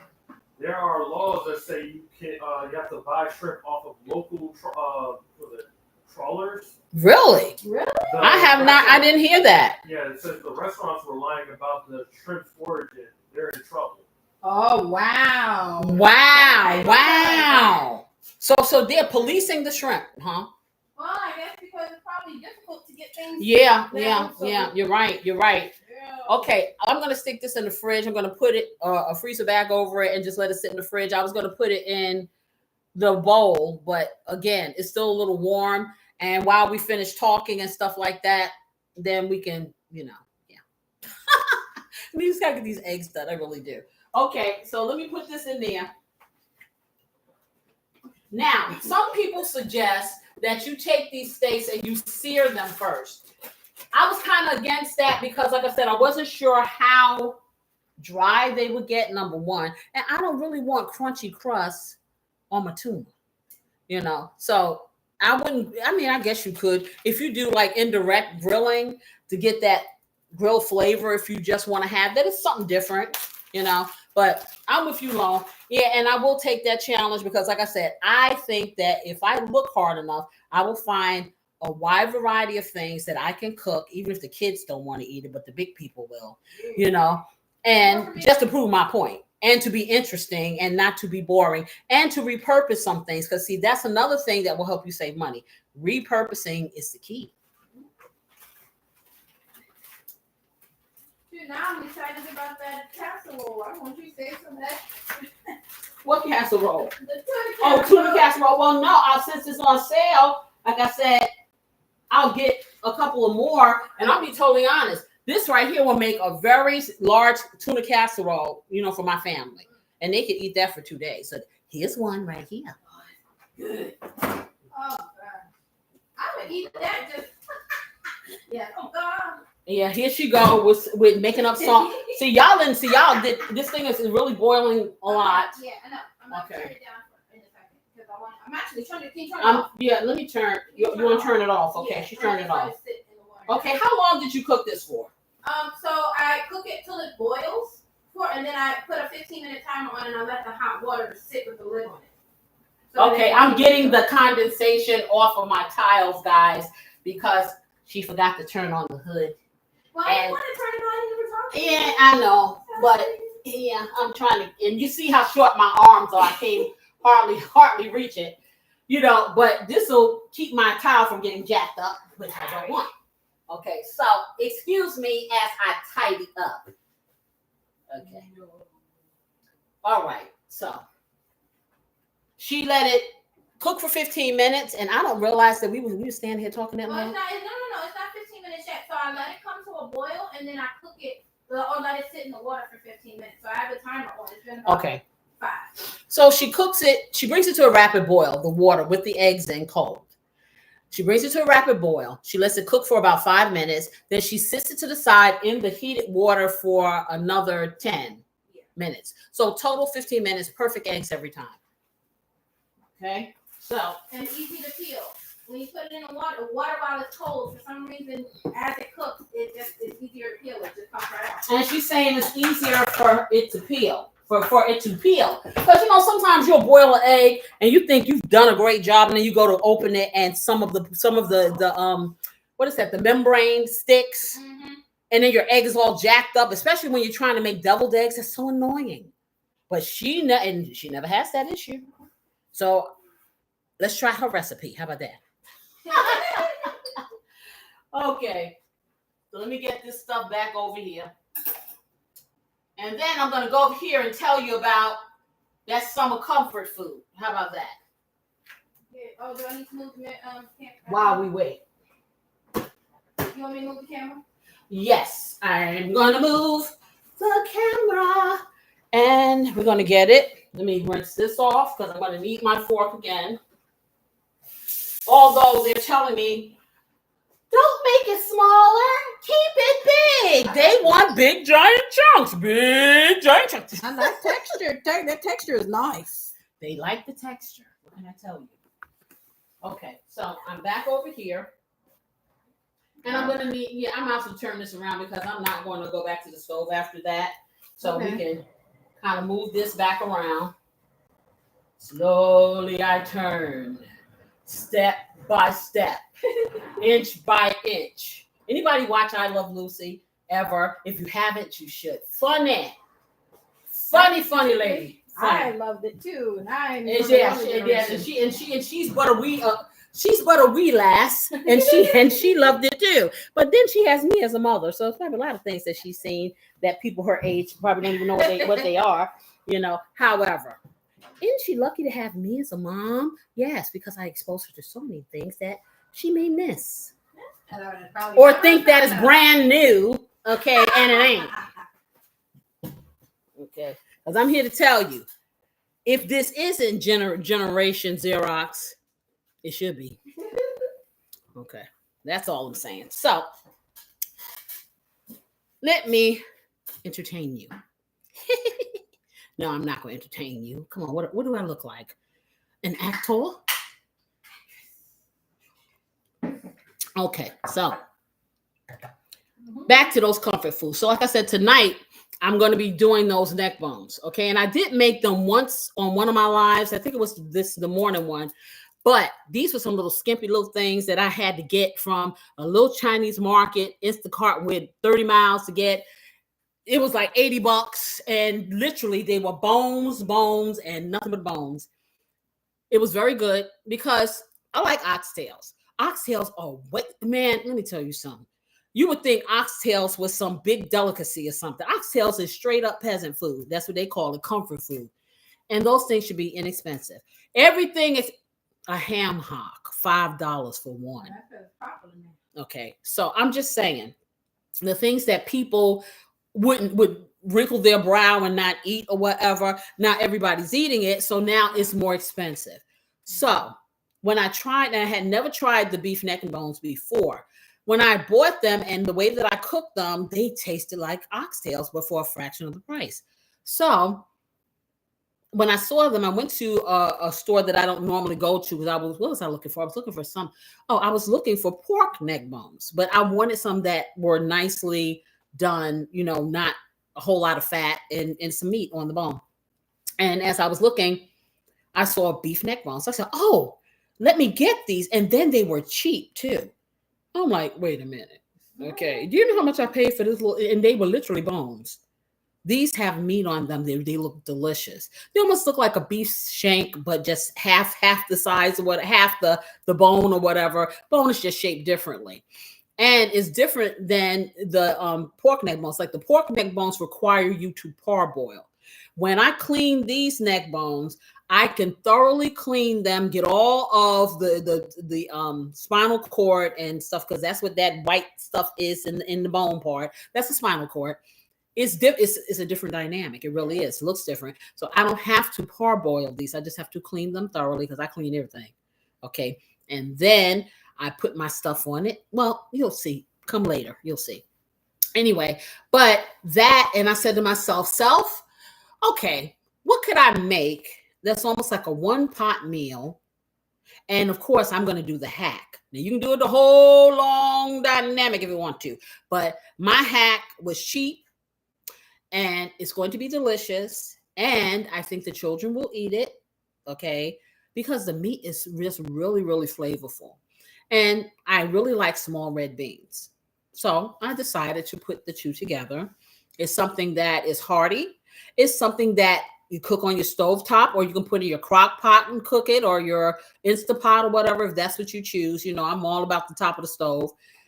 And even in summertime, it's like I said, oh God, some, kale and collard greens and cabbages and, the smoked meats that go with them. These things are meals. They really are. Okay. You have your vegetable, if you want to put a little starch with it, you can. This stuff is economical. It will fill you up. And depending on how you cook it, it is very nutritious for a lot of these things, and you can do this in summertime. I'm not saying do it every day. Hey, you can switch up with, like a nice little sandwich, like what I'm making, or the chicken salad, or a salad, or, hey, grill something. Hey, get some hot dogs, or Franks, as we call them in New York City. We call them Frankfurters. And have some Frankfurters, have yourself make your own little potato wedges. You got to realize, when you start doing stuff that you make, it gets cheaper. I'm telling you. If you cut up your own potato wedges and you can fry them, you can pan fry them in a little bit of oil. You can deep fry them if you want to use all that oil, or you can literally spray them with some cooking spray, season them up, and bake them to a crisp inside your oven. There you have it. You'd be surprised, especially if I got really picky people in my family, not just the children. Okay. So I'm telling you, cooking in my house has always been a challenge. It's been like literally a restaurant. This one got this one, that got this. I am trying to consolidate everybody eating this meal. So being creative is important. I've learned, and that's where I learned, to kind of pulverize, vegetables and things like that, so it can enhance the flavor, and I realized how it enhanced the flavor by doing that without a lot of texture, because I got people that don't want to feel the texture. I got people who do, so it is very, very challenging, like I said. So Lona's saying something about, in New Zealand, we do curried eggs instead of deviled. Our deviled egg has curry powder.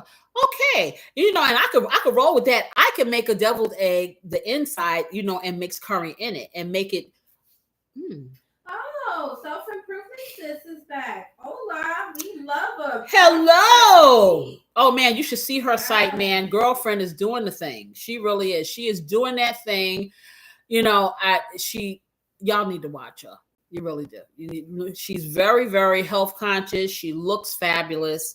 I was looking at one of her shorts, I think it was last week, and correct me if I'm wrong, but she was talking about the perseverance of weight loss, and you just have to persevere, and you just have to keep trying and keep going and whatever. And it was very inspirational to see. It really was. I really liked it. So y'all need to hop on over there and see and check her out for real, because she's dropping some great tea. Ooh, and also, Lone, saying one more thing. She said, when I have that problem, I guess people not want to eat the same thing. I set up the warmers and make a mini buffet, something for everyone. And that's what I was about to say. Yes, making a meal that there's something, or this thing. Well, okay, everybody gets to pick a day of what they like, their favorite thing. And in order to have your day, everybody has to agree to eat that. And then, in my house, I can psych them out, with, oh, this is a fancy dinner. Let's do this, the silverware. Let's do, Yes, we do love a cost-effective, cheap self-improvement, sis. And hey, I'm about that all day long. Honey, let me tell you something. Ain't nobody rich up in here.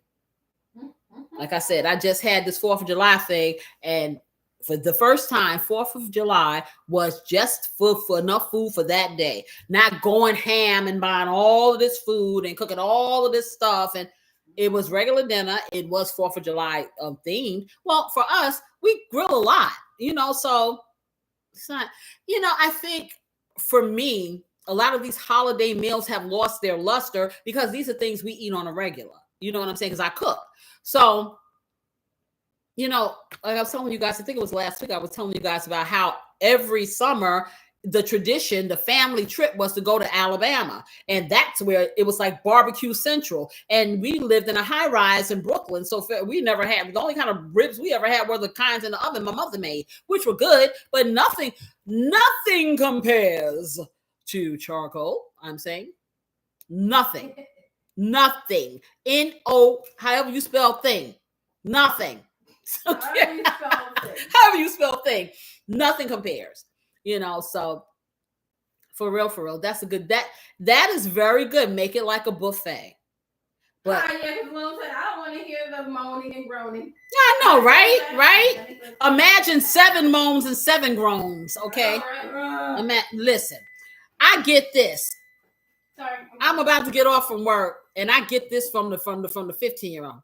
So, what's for dinner tonight? So I tell you, well, I wasn't expecting that. Excuse me, do you cook? Like, excuse me. Listen, I come up with some great meals. When I say creative, delicious, I wish I was my own mom. Okay. That's how good it is. I will smack myself, pat myself on the back. Girlfriend be burning up in these pieces. These people do not realize what they have. Okay. I'm not going to tell that lie because my oldest son, he's like, I'm excited. I can't wait to see what you cook, But then there are those, the naysayers, and then you give them some. Oh, yeah, that was really good. Okay, but you got to get them to eat it. And self-improvement sis said, are you finding that fruits and veggies are spoiling for Oh my goodness. Why did you even girl, let me tell you. I just told the beautiful assistant, what was it, yesterday? I bought strawberries. I love fresh strawberries, blackberries, because they're low carb fruit. And I like to just have that sometime, instead of snacking on junk. So I'll get the strawberries and the blackberries. And usually they're fine. I bought strawberries and blackberries 3 times. What was it, last week? And every single time, I literally, out of those 3 big giant family-sized pints, I may have gotten a half a pint of each of those things because they were so mushy. They were not. Yeah, I'm right there with you. And I'm like, I'm not feeling this. I had to have beautiful assistant take some of the strawberries that, kind of pick them out and freeze them to stop the decay process. This is like ridiculous. And you're absolutely right. I'm finding the same thing. I thought it was just over where I am.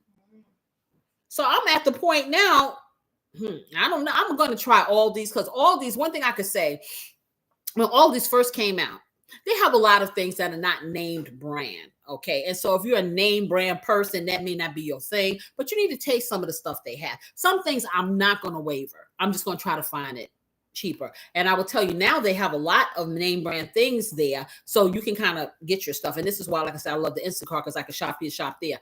But they have the freshest, they used to have anyway, the freshest fruit. I've never got anything, and their salads are always fresh. And yeah, I am with you, sis. I it's just like I haven't had a good bowl of fruit in a couple of weeks. And I don't know if it's just a fluke or something, but it could be that the growers, maybe the grower, and then the fruit is a little bit higher too. Please, I used to love summertime because I could get nectarines, which I really love. Haven't seen them. Haven't seen any real plums or anything like that. I love the red grapes or the green grapes or whatever. If you see them and then you get this stuff and they have mold on it and you paid all your money. Hey, what you say? You still you still talking about the people who don't want to eat the food. I know I don't want to hear the groaning either. But you know what? Hey, I feel like this. Yeah, I'm fine. Yeah, I am finding that this, because you know why they're spoiling faster. Self-improvement sis is because by the time we get it, we don't know how long that stuff has been sitting in the grocery store. You know what I'm saying? They get this stuff in boxes, at least in the grocery store that I've seen, and they're sitting in the back. And then they'll put it out there when they feel like putting it out there. So it already has started to deteriorate. You got, for wherever it's coming from, unless it's locally grown, it has to travel. And then it sits in your grocery store because 9 times out of 10, they're trying to sell everything they got out there before they put new stuff, So yeah, with all the tariffs and things like that, that can have an effect on how fresh things are and salads and things like that, because sometimes I can't get the salad stuff I want. So So two things. Mom said, I love nectarines, and self-improvement said they really need to do something about the stuff because it's concerning. It is. You don't even know. it's going to get even more concerning before it gets better. But Yeah. I swear, we're going to have to start going, get the little garden. You can have a little garden and you can have an apartment because some things you can grow on the inside. You know what I'm saying? Self-improvement said, I need a garden. I know. Yes, and we just are going to have to put a little elbow grease into our lives to have some of the things made for ourselves. I'm telling you, as much money because I have lactose intolerant people here. So I have to get lactate milk. A gallon of lactate milk where I live is almost $8. And it ain't your big gallon. It's like a little streamlined looking gallon. And it's not even totally full. Okay. I got 7 people here. Okay. So I am saying I need to buy a cow. I need a milk cow. So I can make the milk it and get the butter and make some cheese. Okay. So Bessie can just stay there. Then I need me a nice bison. Okay. That has some little children. Exactly. So I can have that. I need about 20. How many chickens I need to get a dozen? I need 24 chickens so everybody can have 2 eggs because they only lay 1 egg a day. What else do I need? Guarantee every egg is gonna be good. Exactly, And then as they get old, then I'll have the rooster over there, and if he don't act right, then he'll become stew. Yeah, I'm lying because I already told y'all if I see the animal, I'm not gonna eat it. So yeah, but yeah, you're absolutely right. I am trying to keep it together. I have still been raging about the ribeye steak that's $17.99 a pound. Okay, so I'm raging about this stuff. So yes, I am coming up with some cheaper meals. Yes, I am. Because, like I said, it's crazy out here. Yeah, for real. So, comfort food. Like I said, it ain't just for winter. Soul warming does not have to mean hot and heavy. Oh, wait. Before you start talking again, I just want to show y'all my egg. Okay, her perfect little egg. So it's coming right off. She had to flaunt her egg. She had to flaunt the egg, y'all. Some just okay, right cute off. Little egg. Dry the cute little egg off. I I tell you, kids, you always gotta pat them, Anyway, so like for instance, like I said, this tuna right here would make a great tuna macaroni salad. If you just don't want to use elbows, you can use rotini, make it fancy, use the tricolor pasta.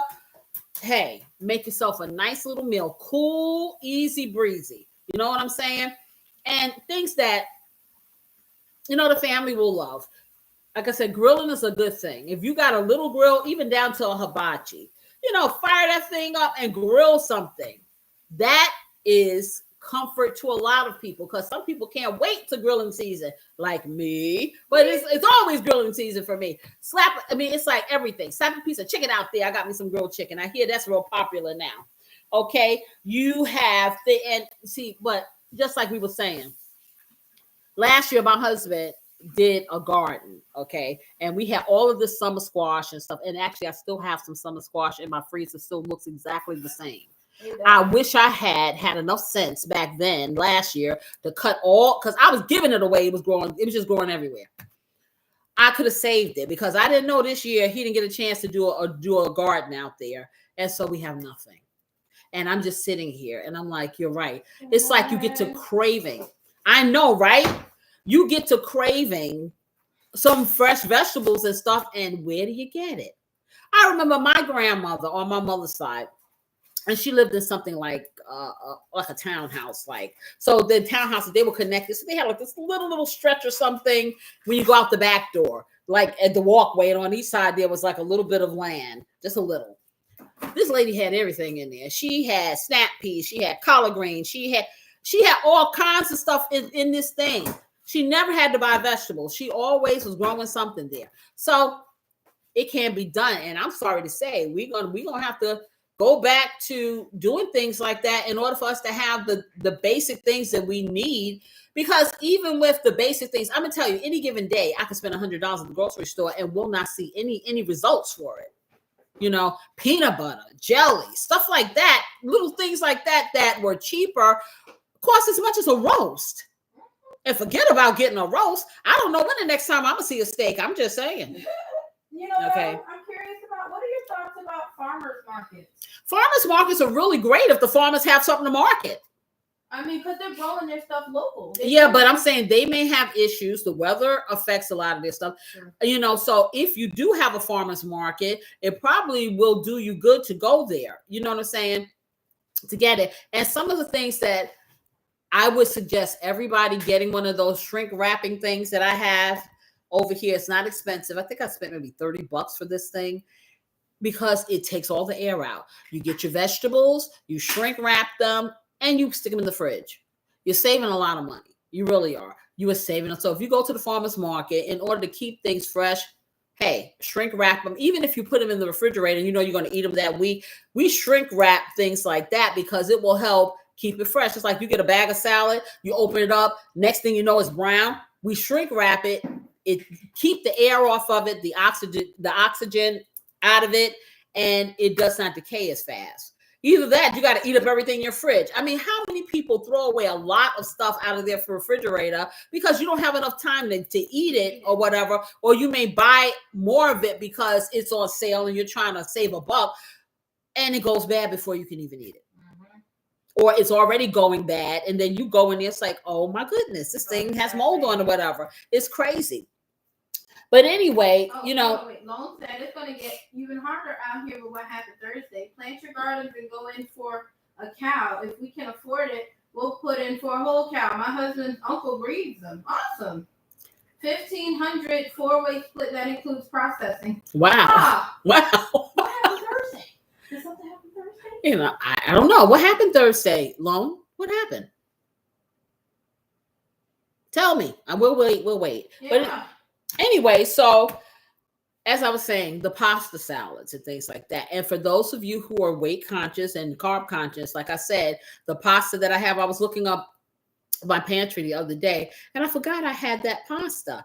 And I forgot the name of the pasta now. But it is very, very low carb. So if you want to do a pasta salad, you can do that.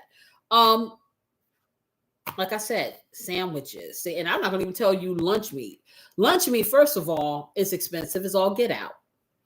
I would gear more towards, like, say, getting the chicken and making chicken salad or making tuna salad or things like that, and, egg salad if your family will eat it, things like that, put it on a bed of lettuce.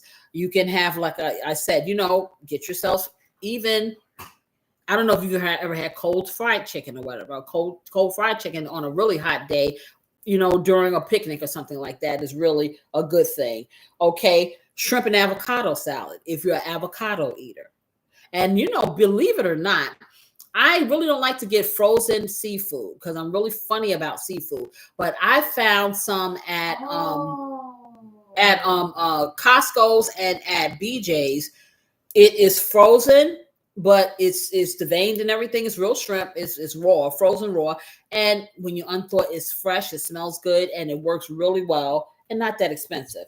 You get a big one for about $20. So when I found out what happened Thursday, Lone just told us a big, beautiful bill. Cut, snap, and Medicaid. Oh, okay. I got you. I'm thinking weather-wise. I'm thinking weather-wise. And my mind was way over there somewhere. Oh, that's wild, man. Yeah, you got that right. We're going to have to learn how to be innovative. Yeah. And so we're going to be innovative together. Okay, that's what we're going to do. We're going to be innovative together. That is my challenge for you guys. I need for you to send me some ideas. We put it all together and we make it a big conglomerate. Okay, everybody got something that they can contribute for sure.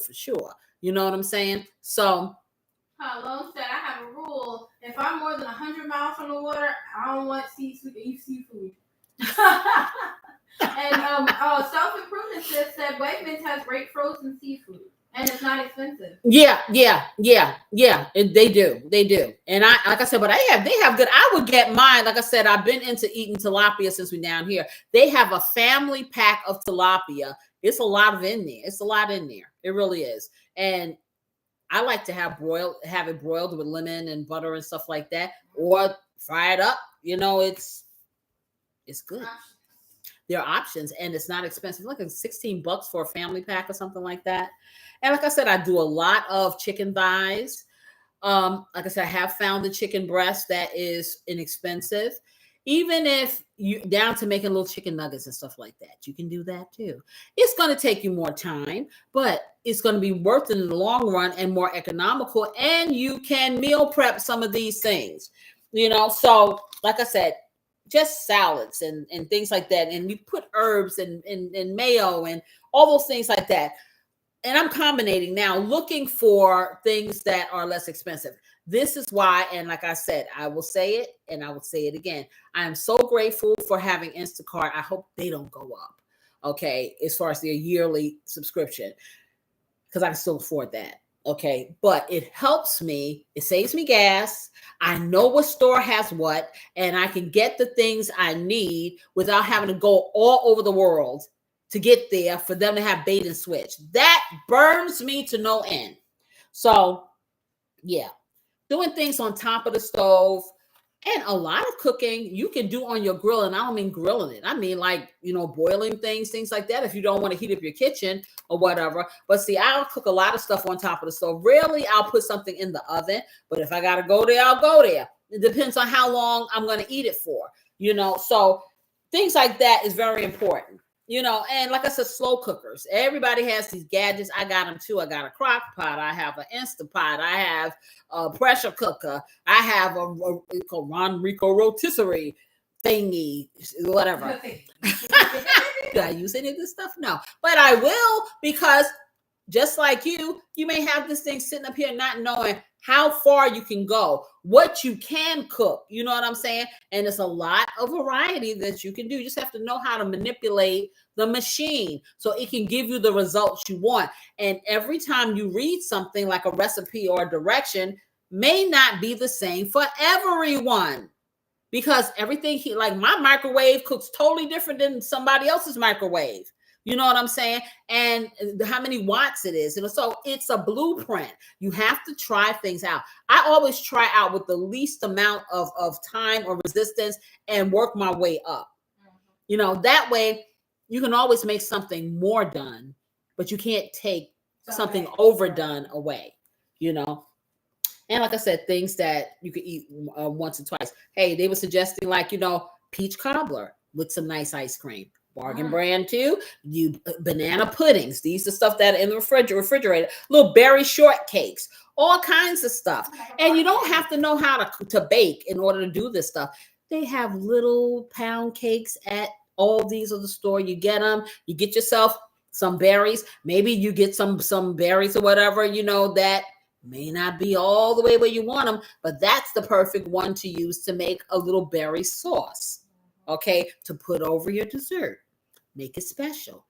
Give the kids something that they might not necessarily want, but the dessert is the trigger, So things like that, things you can eat more than once, And I ain't talking about cold spaghetti. I wouldn't do cold spaghetti because heartburn all day long. Okay, but just casseroles and pasta bakes, and it doesn't have to be, because like I say, I eat a lot. I made a stuffed pepper casserole, if you guys remember last year. That was the bomb. I made a cheeseburger casserole. All of the stuff is keto, healthy for you. You can add, if you want, the starches to the side, have sides or whatever. And let me tell you, for those people who are keto and trying to eat low carb, I just saw Splenda has a condensed milk. They ain't had to tell me nothing. The bread pudding is back on the menu, because now I'm going to figure out how to make a low carb bread pudding. I have the condensed milk, which used to not be that. I have cream, heavy whipping cream, which is low carb. I will have some carb-free or low carb bread, that I can use. It's on like popcorn, y'all. Oh yeah. So calling all low carb people who want the highest carb content will be the fresh apples because I put apples in mine. That's about it. Lone said, how much effort are you willing to put in? I have great winter recipes you could cook and freeze, but there is a bit of effort involved. Okay, what do you got me? What you gonna get me to cook a yak? What is it, Lone? Tell me. A little effort. Effort goes a long way. And listen, Lone, my life is effort. Everything I do, I learn a little shortcut here and there, but for the most part, yeah, exactly. Now, what meat is pies, like you see in England? You said what? Mince pies? Meat pies. Meat pies. I've heard of that. Okay, what does that consist of? Well, like chicken pot pie type thing? So is it like a pot pie type thing or what? What's the deal? Let me know. Hit me. So I'm going to go over here and I'm going to check on this tuna and see what condition it's in while Lone hits us up with this. Similar to a pot pie. Okay, so pastry based, I guess. And then you fill it with the fillings. Okay, and is it any kind of meat? Filled with what? I'm not IMCE. Oh, mince meat, maybe. Maybe. Well, and gravy. Any meat you want. Oh, that would be pretty cool because you know what? I was talking about that lamb. Okay, I told you maybe 3 weeks ago. I found a little boneless butterfly leg of lamb. It was $20. It wasn't that little either. It was pretty big. And I didn't really know what I wanted to do with it. That can be it. Or ground lamb or something. You know, any kind of ground meat that is on sale. And I'm telling you, when you flavor it up and you stick it up in there, if you want, the pie crust or whatever, honey, I figured out a way to make a mince pie with no pie crust. Crustless mince pie, But yeah. And it really doesn't. Or maybe you can start making keto crust, like with that. Keto crust with the keto flour. That's true. She said all you have to do is heat them in the oven at 400 for 25 minutes from frozen, and then make potatoes or side. Okay. So I guess it's like almost like buying a TV dinner. Yeah. But it's not really because if you got like a Saturday, you can do that. You know what I'm saying? And put them in the freezer and. You're such a smart lady. Yes, you are. Let me check this tuna, y'all. Let's see where we're at. Okay, let me get this over here. But of course, I saw some mess on my stove, y'all. Okay, so let me see. Because of course, it's not going to be as cold as I want it to be, but it can be chilled enough for me to mix it up. They last 3 months in the freezer, but your family will think they are fire and they won't last 5 minutes. Oh, I know. It's going to be delicious. Okay. Let me see.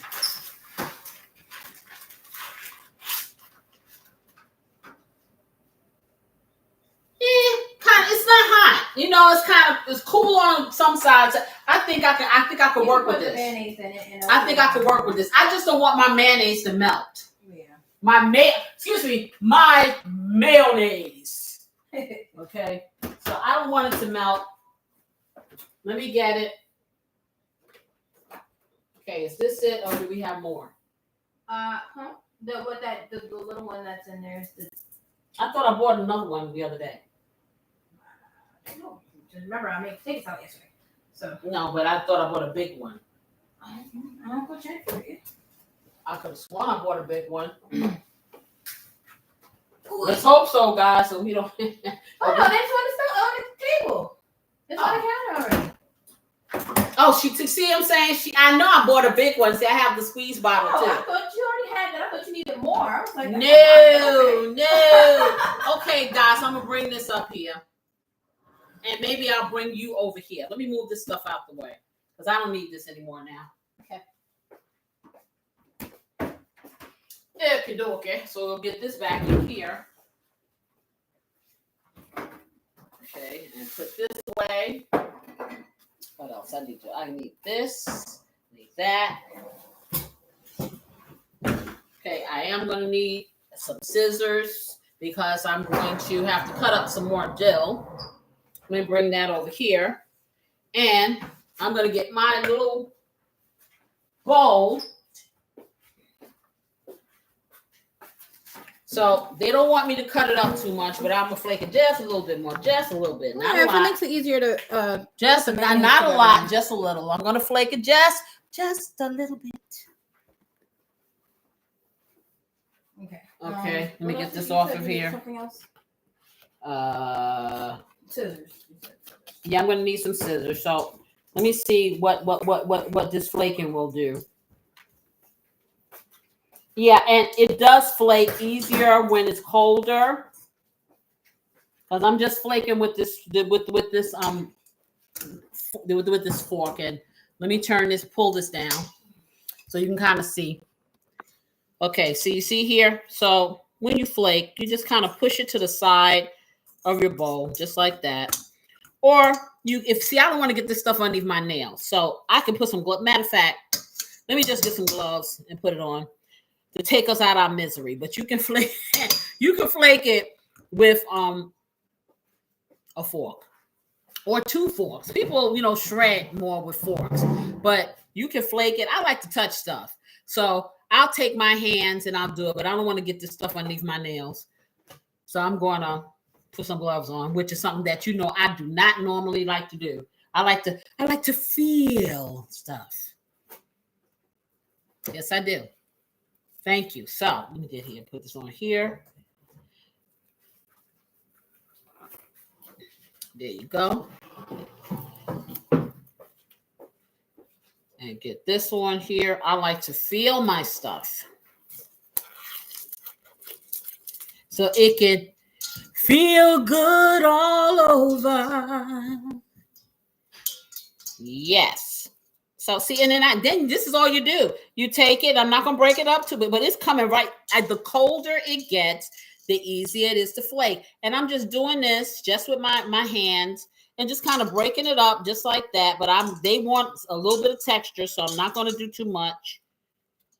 But if you want to flake yours, see, I like mine's finely flaked. I'm gonna be totally honest, me personally. But I'm gonna do what the masses say. So I'm gonna turn this over just like that, and that's all you have to do. Boy, this smells good. I can't even explain to you what it smells like, because it doesn't smell like any, like normal tuna fish coming out of a can. I'm gonna tell you, and it wasn't expensive. That's the thing. You would think, oh, this pashy she stuff, and yeah, get the fresh stuff. And let me tell you something. This is cheaper than getting a large can of tuna, which was like $7. Okay. And for a person that has a small household, this will feed people a couple of times. Really, you can do a lot with this. And to be honest with you, I'm not getting any type of fish smell. None. I'm getting more of like the herbs that you added to it. Right. You smell the seasonings, which is delicious. Okay, so I think this is as much as I'm going to do it. You see, this still has some texture, but then it's a happy medium between what I like and what they like. Okay, so let me get this off my hands. Okay, get this over here and over there. Okay, put this over here. Okay, so I just kind of turn that around just like that. Okay, so now here's where we move forward with the layering again. So this is already seasoned. It smells really good. And if you just want to leave it like this and not up the layering, do you? I suggest you layer. Okay, so that being the case, we're going to get my little herbettes.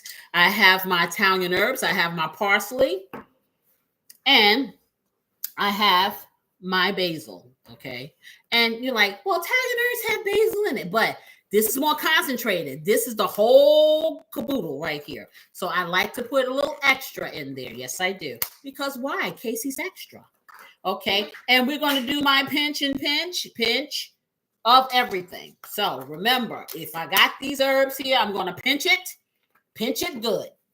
Okay. And pinch of parsley. Because as I said, parsley doesn't just give color, it has flavor when it's fresh like this. And you have different types of parsley. Okay. And then I'm going to do my Italian herbs and a pinch of that. Yeah, I'm gonna have to up on Italian nerves because I don't have that much left here. Okay, so now I'm gonna take my celery and I'm gonna do a teaspoonful of this. And as I told you, I gotta get this in my hand and kind of grind it up because there are bigger pieces here. And I know she put some inside there, but I love the flavor of this. I love, especially in tuna. Even when I do tuna in a can, it just kind of lifts it, takes it, you know. Celery lifts it up where it belongs. And I'm not gonna sing that song. No. So I'm just taking some of the big pieces out of here so it can be kind of unobtrusive. So this is about right here, a half a teaspoonful of my celery flakes. Let me tidy this up over here because I made a little mess. Okay, put that over here. I am going to do a half a teaspoonful of onion powder. Just like that. Oh, baby. And then I'm taking some straight up minced garlic. I'm going to do a squirt, 2 squirts, 3 squirts. That is a teaspoonful out of the squirt bottle. Okay, let's see what else I'm going to do. Okay, I'm going to take a few little petals of my rose of this thyme, not rosemary. So I'm going to take it off here. Normally what I would do, I would have her put it in my little cruncher thing. I'm just going to put a few little petals in here because I just think it's really fragrant. And so I'm just picking them off the vine. Ooh, I bet you wondered how I knew. Okay, never mind. I heard it through the grape. I had to. Vine.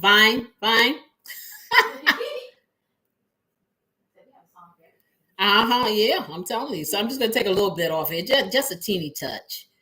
Okay, just like that. And I can just kind of pull it with my nail down and just pull it down like that. I don't want to get the stem in there, and one just fell in there, so we're going to get it out. 2 fell in there. Let's get it out. Okay, and I need a paper towel so I can wipe my hand, but I just got a little piece of garlic on here. And that will never do. Okay, so we got that. Let me get you back in your. How much longer would you be mine? That's what the homeowner said. She said what? Not much longer would you be mine. I know. You're right. Not much longer will it be safe because I'm gonna eat it. Mm-hmm. Ooh, I heard it through the grapevine. Oh, don't start me, Lone. Be quiet. Don't do that. Okay, now I'm gonna do a half a teaspoonful of this white pepper. So that's a little sprinkle here, a little sprinkle there. There you go. Not a lot. Okay, now I'm going to take my red onion. I forgot what we put in here. Now we have dill in here. We have I have dill. I have red onion. I have the celery flakes. And I have some garlic in here. Okay. And I'm going to get a little knife just to run it around there so I can get it all out. A little knife. Get me a little butter knife, y'all. Okay. Okay. So, and then I can kind of scrape it around. I'm telling you, you need to get one of these things. I don't know what it's called. I'll find out. Yes, Jerome, I'm going to put it in my video so you'll know how to go get it, Jerome. I know. Okay, so let me take this, and I'm just going to put half of this for now because I may not need all of it because it gets cut so fine. And it's fine if I don't need all of it because I will use this for my beef neck bones and my red beans and rice. So yes, I will. We waste nothing. So I'm going to just kind of move that around just like that. And I take that back. We're going to use all of it because it smells so fragrant. Hey, why waste it? Why make them wait? So we're going to put all of it in there. Oh, it's so nicely and finely done. I love it.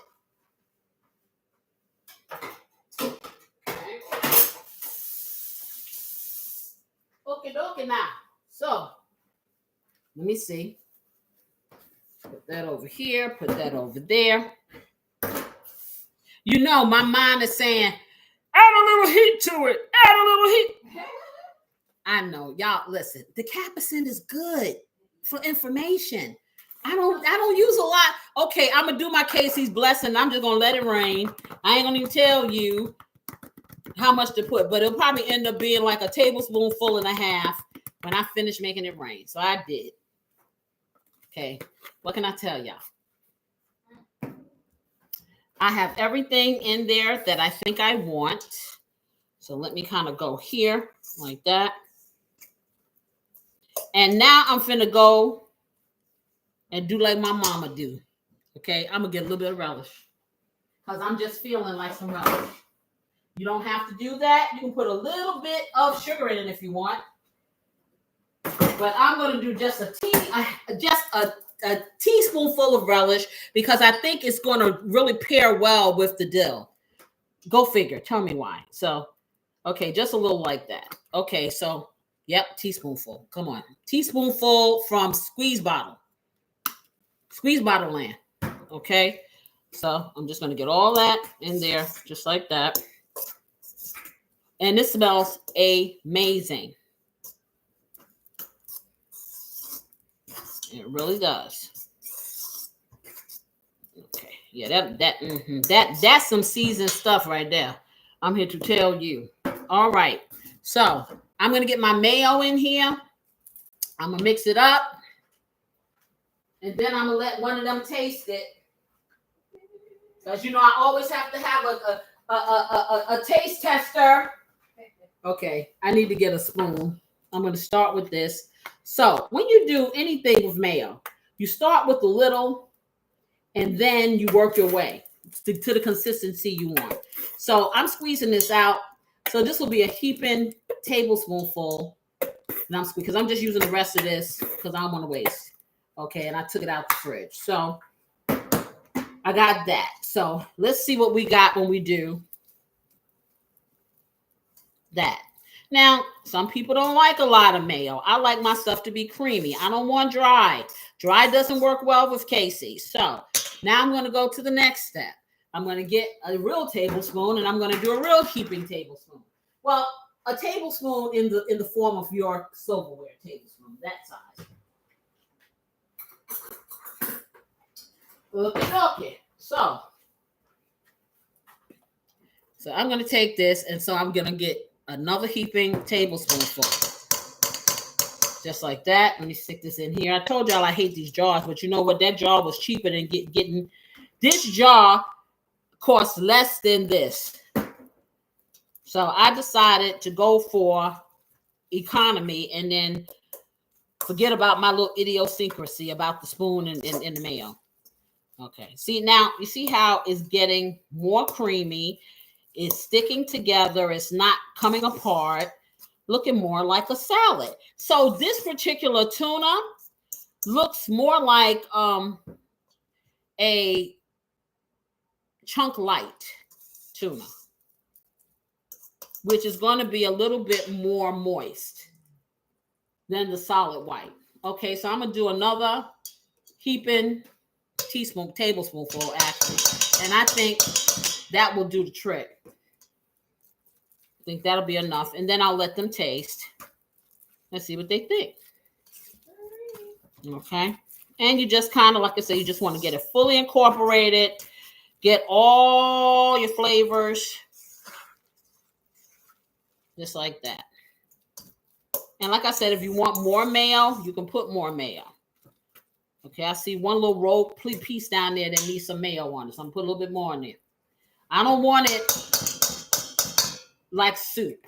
Okay, I just want it to be well flavored and not dry.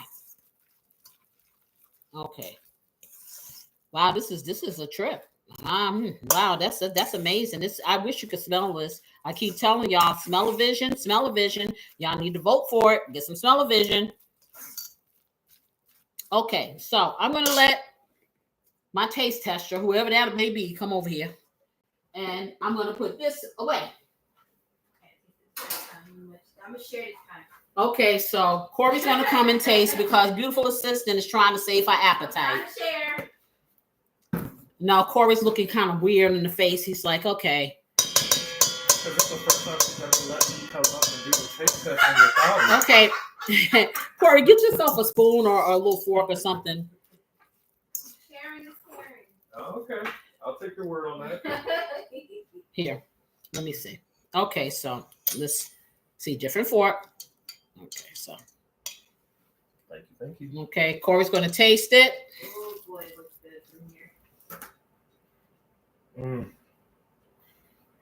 The flavor is well balanced, very aromatic. The texture is so smooth, and oh my goodness, you guys, this right here, the flavor is bomb. I'm sorry. And it does not taste fishy at all. It doesn't. It doesn't taste. It just tastes fresh. It just tastes like fresh from the ocean. If you have to get canned, okay, fine. But I'm going fresh if I can get it. Good. This is the way to go, you guys. This is the way to go. Huge difference for me. Okie dokie now. So you've heard it from the expert. All right. So I was going to put a little splash of lemon in here. You think I should or no? You know what? That would be... Okay. I'm going to put just a little bit of lemon in here. Okay. Just a touch. And this is optional, but I think it would really perk up the flavor. So we're going to do that. I'm going to put a little bit of lemon. I had a little lonely lemon sitting in here. Okay. That's about as on its last leg. You see, I could barely cut it. Okay. But it'll serve the purpose. And this is now these are seedless lemons. But if you have a lemon that's seeded, all you do is have your lemon turned up this way, and then you squeeze. You squeeze. I'm so hungry. I can relate. I feel you. Just like that. So I'm doing a little squeeze of lemon in my hand, just like that. And I didn't have to do that with this because, as I said, these are seedless. But if you have seeded lemon, that'll keep you from getting the seeds in your stuff. Okay. So, Try the next one. yeah. Taste. Listen to him over here. One more taste. Okay. And one, you know, I'm gonna hit it. You know, I got to do it. Y'all know I got to do it. You don't have to. But I'm giving it one. That was a squirt of Splenda. Okay. And that's because my relish is not really that sweet. I don't like this brand too tough. Okay. You want to taste it again? Now, if you want to make this a little bit more peppery, you can put some black pepper in here, or you can put some cayenne pepper on. It's all up to you. Okay. What did I do with your fork? I put it over there. Like I don't want to dip it back in. So I'm Okay. get a second. All right. So he's going to taste it again, y'all. Here. He's going to keep tasting. Ain't going to be nothing left. My apologies. Sorry. There we go. That's what I was looking for. Okay. Yes. Good like that. I don't need any more dill. Enough dill. Okay, cool. Perfect. All right, y'all. So what I'm going to do now, let me put this back up here. So you have it here. Okay, this is the way you want to go. Just like that. So what I'm going to do now, I'm going to put my lid on this. I'm going to slice me up some nice tomato and some lettuce. Build this sandwich. We're going to slice our egg on the side for those people who want that. You can pair this with some beautiful potato wedges. Hey, some chips if you want to. You can put this on top of a salad if you're watching that beautiful figure of yours. And this is all, bam, keto! Put it on some lettuce, have your salad, do your thing. Okay, so let me get my top for this. I'm going to stick this in here, and it can be chilling a little bit while I tidy up here and get my fixings. Yeah, what should I be ready? And even if you want to take a little slice of red onion and put on top, even though it has onion in here, it'll still be good. Oh, you already mixed onion? Yeah, I mixed everything in here. Okay, I'm saying I'm going to put it in my refrigerator. Maybe I don't have space. Okay, so we got it in here. Let me get this tidied, and then we're going to cut up this stuff over here.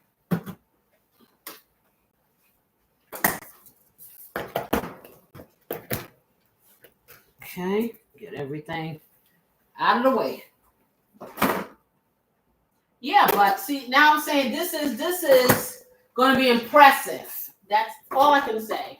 This will be impressive. You will say, oh, I slaved over the stove. I cooked all night long to present you with this beautiful straight scratch. Have you ever had scratch tuna before? Not chicken of the sea, but from the sea, make everybody feel sorry for you, like you work so hard, and then they all can applaud while you drop into a chair like you're exhausted. Hey, it wasn't all that. All right, so let me get this stuff put, and I keep going to the refrigerator, and there are other things that need to go in the refrigerator. Okay, so let me get this in here. And see, now I'll give you a perfect example, y'all, about vegetables and things coming from these stores that you pay all this money for, and they are not as fresh as you want them to be. I'm gonna show you something. I'm not. Hot self-improvement. That's exactly how I'm presenting it. What? Slaved over a hot Yes. stove for 17 hours. That's right. 17 hours. 17 hours, 37 minutes, and 16 seconds counting. 5 milliseconds. Okay. And just wait for the applause. And then you fall in the chair like, oh, I'm so exhausted, I feel faint. That's what you do. Okay. So I'm going to show you what I'm talking about. I'm not happy with this tomato. I'm not happy with this tomato at all. Okay. I'm not so happy with this tomato. If I hadn't known this tomato came here like this yesterday, it wouldn't be a pretty. She said it was firmer yesterday. It's supposed to be firm. Oh my gosh. It was firmer yesterday. I don't want to hear that noise. Okay, so it was firmer yesterday, right? Okay. I ain't trying to hear that. Okay, so perfect example. Now, I'm going to tell you how much this one tomato costs, right? This one tomato. And look at this thing. Look at this. I just bought this yesterday. I want you to look closely. You see this thing? When it starts looking translucent like that, you can tell it is real loose and mushy. Look at that. You see how I put my fingerprint in and it stayed? Okay. This costs almost $2. $1.79 for one of these. The thing I hate the most, and this is me, I don't want no runny tomatoes on my sandwiches. That's why I like them firm. Okay. We're going to be, okay. Reel it in. All right. So let me go clean this off. I tell you. Oh, okay. Lauren, what's up? Said just sent 2 meal ideas. One email. One is for $4.24 a serving, and one is 63 cents a serving. Okay, you said okay. No, I gotta go to my email. I have to see. I'm saying when we get to the email. Yes, I'm gonna check out my email long, and then when my kids say to me, "Where you get that from?" I'm gonna say, "The Lone Wanderer." And then they're gonna be like, "This is the best sandwich or whatever." Yeah, exactly. But if I come up with it, what's that? Doesn't look like chicken. Okay. That doesn't look like chicken. No, it's like, okay. I swear, I say, we're having something beef bourguignon. I know, right? I wanted chicken. I'm like, you know what? You can't win. You cannot. So we gonna see. Eat. Now we're gonna do the Lone Wanderer's way of doing it. Eat or starve. Yeah, eat or starve, right? Eat or starve. They'll be putting me outside like Fred. They did Fred Flintstone. The cat did the Fred Flintstone when he knocked on the door at the beginning of the show. If you ever saw the Flintstones, that's what'll happen. Okay, so I'm just trying to cut this little juicy thing here. I love that show. Me too. Yeah, so do I. Well, you can tell what I do with my spare time, right? That and the Jetsons. Love it. Can't beat the classics. Yeah, exactly. Jetsons, meet the Jetsons. Okay, it's that Flintstones. Okay, no. Oh, Flintstones. Oh yeah, dum dum dum dum. Yeah, they don't really have a song. There are no lyrics. Okay, I'm gonna give you the Flintstones. when they start naming the characters. Yeah. No, they say Daughter Judy. yeah, they play music. Daughter Judy, Jane, his wife. Okay, yeah. Mhm. Yeah. Now that was the Flintstones, okay? That was the Flintstones. All right, so yeah, this is what it looked like. I gotta dry these off, y'all. They're just way too wet. Too wet. Are we skipping the tomatoes? No, we got a tomato on here. Okay, they're nice. I'm not gonna put tomato on yours, Corey. He's sitting there with his face down to the ground. Listen. Oh, I wasn't going to mind, but Yeah, well, no, but this is for aesthetics, y'all. Okay, doggone it. Oh, the Flintstones and the Grand Poobah of the Lodge. Yes. Really? I know that. The Grand Poobah, they used to have, what were those hats? Made out of bison or something like that? Or some kind of, it was these hats and they were furry. And they would put the hats on their heads and they were afraid they had a bone or something through the hat. And I don't know what kind of animal it was from, some kind of prehistoric animal. Yes, the Grand Poobah. See, you young people don't know nothing about that. Y'all need to check. Y'all need to go on YouTube and type it on the Flintstones. Did you watch Yogi Bear? Of course. Hey, boo boo, smarter than average bear. Yeah.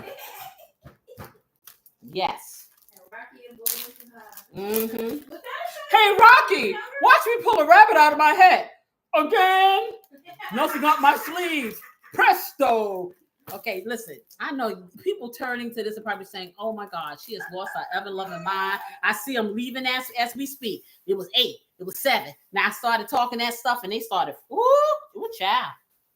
I'm not cray-cray, y'all. We are reminiscing about the old stuff that you have not had the privilege of being exposed to. But there's always Google. Yeah, there is always Google. However, if you don't know to Google it, will you? You're right. Yes, exactly. Don't worry, they'll just make a remake. No, they don't. You would think they would make a remake. They don't have the common sense to make a remake. Okay, on me, some things they should remake. But see, if they remake the Jetsons, then it's gonna be like that was back in what the 60s or the 60s. I think the Jetsons came out, and we haven't evolved to that point. So that's kind of sad that people had that imagination back then, and we still living like the Flintstones, y'all. They'll be back for the adult talk in the evening. That's right. That's right. Yeah, that's right. Go ahead and go get y'all naps. Yeah, go get your nappy nap. Yeah. speaking of Flintstones and Jetsons, like I feel like that live action movie that did Flintstones with John Goodman playing his friend was actually really good. Wait, did they already It was okay, but you know what? Nothing compares to the real thing. And I'm just yeah, ain't nothing like the real thing, baby. Yep, you got that right. So now I'm cutting the fancy lettuce to put on the fancy sandwich. Why? Because we're what? We're fancy. Okay, we are fancy. So, as I was saying about tonight is going to be really, really good. Going to be a good topic. You should come along because I know you'll be very verbal. Yes. So the topic is loving and hating a toxic partner. Form your own opinions. It's going to be a blast, I'm telling you. So, I'm sifting through these letters now so I can find some that are presentable and put in here. So that's what I'm doing because it's all about presentation. Sometimes you can get people, I know in my house, I can get them to eat a lot of things when it looks cute. Hey, this is a toenail, y'all, with some parsley on it. I'm joking. Because, honey, if you could be behind the scenes in this house, you'd be like, oh, my goodness. Where do these people come from? Okay. I probably have big ratings too, for real. You like, people like mess. People like mess and ratchetness and all that good stuff like that. Sorry, come from the old school. We don't do ratchet. I'll do fun. I'm real. I'm a real girl. Yes, I am. But I don't do ratchet. Okay. So, all right. So let's get these plates. And where's your eggs at? Because we're going to slice those nice. And look how beautiful. See, these are the nice lettuce and things we're going to put on there. Okay. And it's in the fridge. It's here. Okay. So in a baggie, getting more condensation. I want them dry. Ooh, Yeah, that was an echo. Great acoustics for The refrigerator echoes, you guys. I can't quite get to the bites with the beautiful paper. Okay, move that over. Well, I'm just moving this as though we don't have a cord, and then they'll go off, and I'll be like, oh, I can't see the finished product. What did you say? Could use the meat pies as a Harry Potter. There you. Oh, you said the child. Don't start that stuff up in here. As a Harry Potter theme. Yeah. See, what did I say? Oh, thank you. You got the Harry Potter squad up here. They got costumes and everything. You right. And the ones. And wands. Okay. Got my children up here playing cosplay. Harry Potter cosplay. Not to love your song. If there's such a thing. Yes. Okay.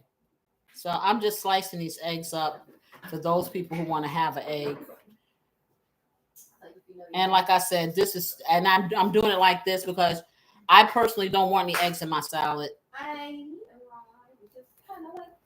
But some people like that, so I try to accommodate everybody. Okay. See, there you go. How's the inside look? Isn't the inside perfect? Right? Yeah, the egg is the best. Eggless best. Well, yeah. Okay. The eggs are so soft they're coming apart. Okay. Here, eat that. Okay. Okay. Look at that. Yeah, okay. We won't be showing this egg, y'all. This egg. It's really soft. Okay, now she doesn't want an egg, but she's sitting here eating the egg. Okay. Okay. Give me the plates, please, so I can put this on here. I like boiled eggs, just not necessarily with tuna. Okay, well, this is how we do it.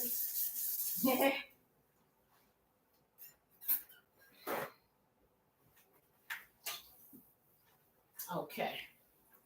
So I'm going to be here. I'm going to be putting this together.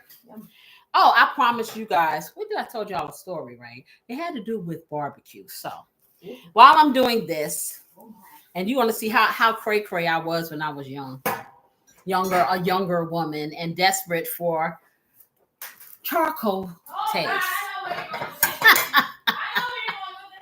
And I only tell this story because they can't get me now.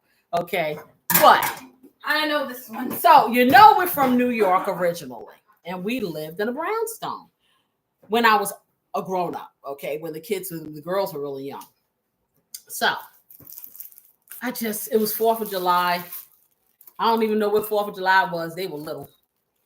And I got this hibachi because we had gone to Coney Island, and we had the hibachi, and we grilled out there on the boardwalk, and we got sunburned, and my husband caught about 150 little itty bitty porgies. They were the best things ever. And so I had the hibachi, y'all. I'm just saying. Okay. 4th of July came along. Self says, I want some charcoal food. Well, we had charcoal food, y'all. Yeah, we did. Because Casey, now, how nutty am I? Okay, went into the bathroom. Okay, because the bathroom had a window. Had a little small bathroom. Went in the bathroom, plugged up everything, duct taped the wall around the door and everything with me in it, and put the hibachi in the tub And needless to say, we had ribs and a fan as the smoke wafted. That's desperation for charcoal. As the smoke wafted out of the window with no thought pattern to the fact that I'm on the 4th floor and somebody could have called the fire department. I was in my 20s, child. I wasn't thinking. I just wanted some barbecue. And well, needless to say, we had barbecue on 4th of July, traditional 4th of July. We sure did. All's well that ends well. That was that little story. Don't do that ever. Okay, that's when I only had one brain cell. The other two hadn't grown yet. Okay, I'm just saying. Okay, the other two hadn't grown yet. So yeah, don't try that at home, y'all. Yeah, that one brain cell wasn't even. That one brain cell was being dictated by the taste of charcoal on 4th of July and memories like the corners of my mind. Casey wanted charcoal broiling, not even broiling, but real charcoal briquettes. I was remembering the way 4th of July used to be. Yeah. Okay, so yeah. Can it be that it was all so simple then? Yeah, it was simple. Or has yeah, it was real simple. Oh boy, that was a simple thing to do. Or has time rewritten every line? And if we had the chance to do it all again, tell me, I would. I really would. Would we? Could we? Okay, I hope I got enough letters. Memories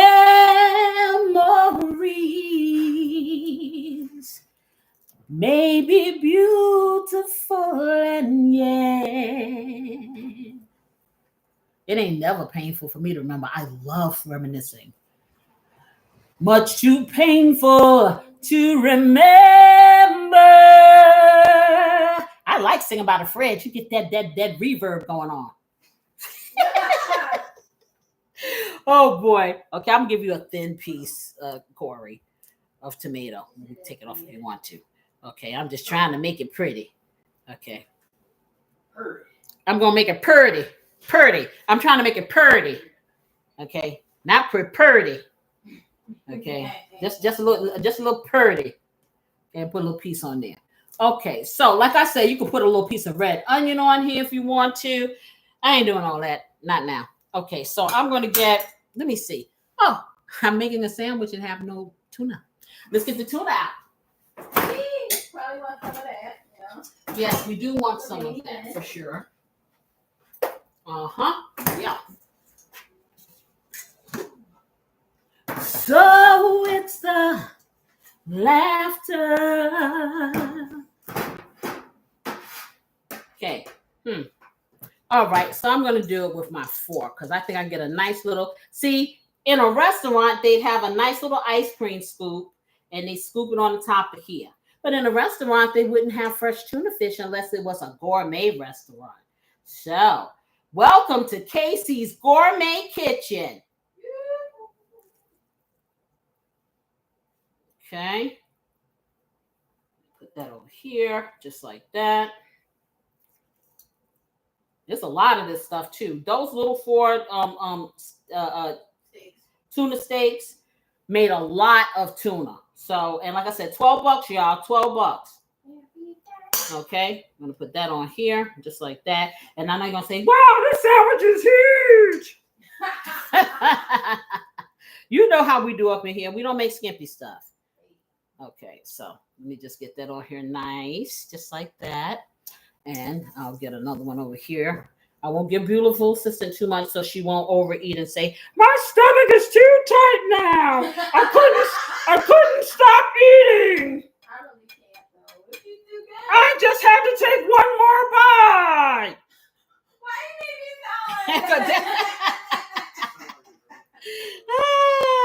Well, yeah, that's what she does, y'all. And then she starts singing, "Oh my God, oh my God." Yeah. Yeah, actually, so yeah. Okay, let me get this off my finger. I'm gonna wipe because I got a little tuna on my nails, y'all.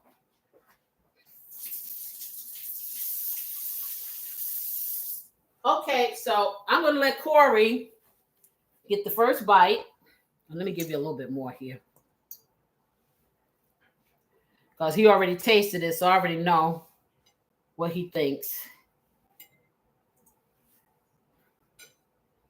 Yeah, just like that. And we let the presentation.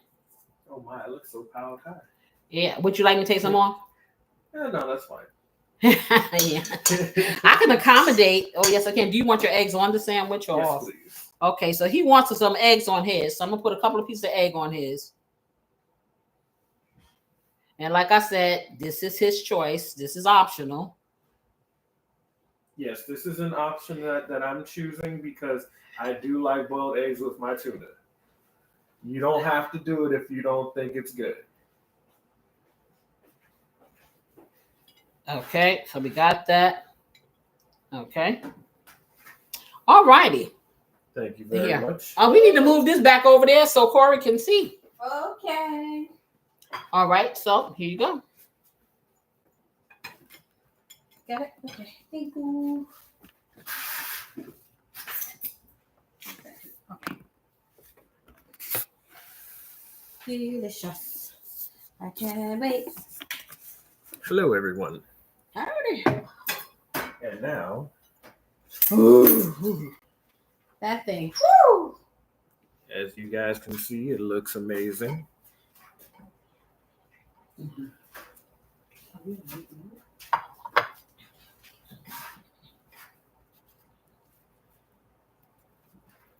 All right, gonna go take a bite. Woo! Okay, I'm just cutting this so y'all can see the inside. Yes. Cross section. I forgot to cut Corey's. He said, "Don't worry, my Okay, mouth he cut ain't it. said nothing but y'all. My So mouth cut it. Gotta get the food down first.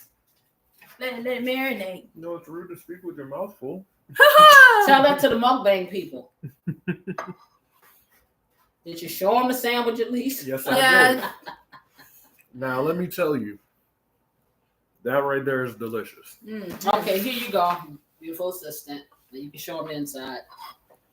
Oh, that's all you got to say. So that's all I need to say. Look, Wow. I said what I said. Nothing like from what I said before has changed. Words can't do it justice. Okay, It's- beautiful assistant, give a synopsis. I can't stand my brain. That's what long water. I will add that it is very creamy. Mm-hmm. It has an excellent texture. This the inside. This a sandwich. This a sandwich. Oh yes. And everything I said before still stands. And everybody wasn't there before. Well, they can play the video back. Oh, and you know, check it. really, you gonna make y'all do the rewatch. Oh God. Oh, I did the thing. She did it again. She about to sing her favorite song. I did the thing. It is so delicious. So sorry, hold on. I tasted a little piece of the tuna earlier, after it had been poached. That flavor in itself was already well seasoned before we put the extra stuff in it. With the extra stuff and the mayonnaise, it's just a delicious creaminess. You get the texture, the bite from the fresh tuna. It's just you cannot compare to a fresh tuna steak versus a canned tuna. Like the texture is completely different. The flavor is completely different. Sorry, I'm trying to swallow. You can taste the dill. It gives it this It's so refreshing. That's what it is. It's really, really refreshing. Right. On a nice summer day. On a nice warm summer day. Any day. This is just fire. Period. And it doesn't even taste. I don't even know. It doesn't really taste like fish. No, it doesn't. It doesn't taste like fish. It's just so many different seasonings and everything just works so perfectly together. I got a little crunch from the celery flake, just a tiny crunch, and from the relish. The two together, it just works so good. And I think the Casey's Blessing has like a little spice, just a tiny just a little bit. Oh, everything. It's not too spicy. It goes down. It's so smooth. Texture beautiful. It's a beautiful sandwich. Absolutely delicious. Okay, I'm gonna put this in the fridge and then I'll give you my rendition. Yes, honey. Yes. I'll take a little taste. Okay, because that's how we do here. Okay. All right. So let's see. Okay. So yes. So like I said, you can pair this, and let me just pick it up. Okay. Hey, you never know that was a tuna steak, would you? Okay. You can pair this, like I said, with a lot of different sides or none at all, or, just do you, boo. I'm going to taste this and I'll be the judge of that. It's the chicken of the sea. That's what Mo said. No tuna here. Delicious. I'm tired of making this face, y'all. I really am. Oh my goodness, that is delicious. This is good. And that little shot of lemon, woo, The texture. It's robust. It's just the flavors just explode in your mouth. It is a whole different favorite word dynamic than getting it out of a can. Now you can put these things in a can, not the sandwich, but you can put the flavorings and seasonings that I have in this, and it will lift up your tuna. But I implore you, when you get some tuna steak, whatever it is, what kind of tuna, it doesn't matter, and you make it from scratch, this is the way to go. Now, if y'all like this, and if you're wondering where Grill Master is, he's sleeping. Okay, so we're not going to disturb the baby. Okay, however, we'll save him some, maybe. Anywho. Hold on, before you end it, Mom said one of the best things about tuna is that it's a blank canvas. You make it what you want it to be. Facts, you forget there's a tuna. It's just delicious. And on the freshness of it. No, I'm trying to hurry this to be over because I need to eat this. I'm not trying to make this into a mukbang. So, Anyway, let me push this to the side and chew. Anyhow, if you like this live, y'all hit me up with a like. Hit the like button. I see 6 people, 6 likes, and I'm trying to wipe something off my mouth that's not here because I'm seeing it on the screen. So for those of you out there, I know a lot of people are watching it from the television set, and so I don't know if you can like something from there. But hey, hit the like button. I enjoy coming here to you guys every single week. I hope you enjoy me being here too. I really do. And I try to bring some things to you that, hey, could spice it up a bit, a little different. I get suggestions from a friend like Lone and the rest of my family here, my Flavor House family.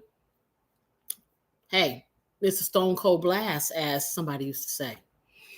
Anyway. Oh, wait, before you leave. Okay, she keeps telling me before I leave. Because we got one more question. Self-improvement says that do you keep your recipes stored anywhere? Yeah, right here. They're on. No, seriously. They're on. I'm in the process. Self-improvement says we ain't gonna start with the website, but I'm gonna do it. They will be on the website, and I'm going to be, once I get the website is when I'm going to do my Patreon. So the Patreon is like, monthly. There'll be 3 tiers, probably $5, $7, and $10 or less than that, or 99 cents, whatever. 3 tiers. One of the tiers will be a lot of these recipes that I'm coming up with. You'll have access to them with the monthly subscription. Okay. A lot of things will be on the website. Okay.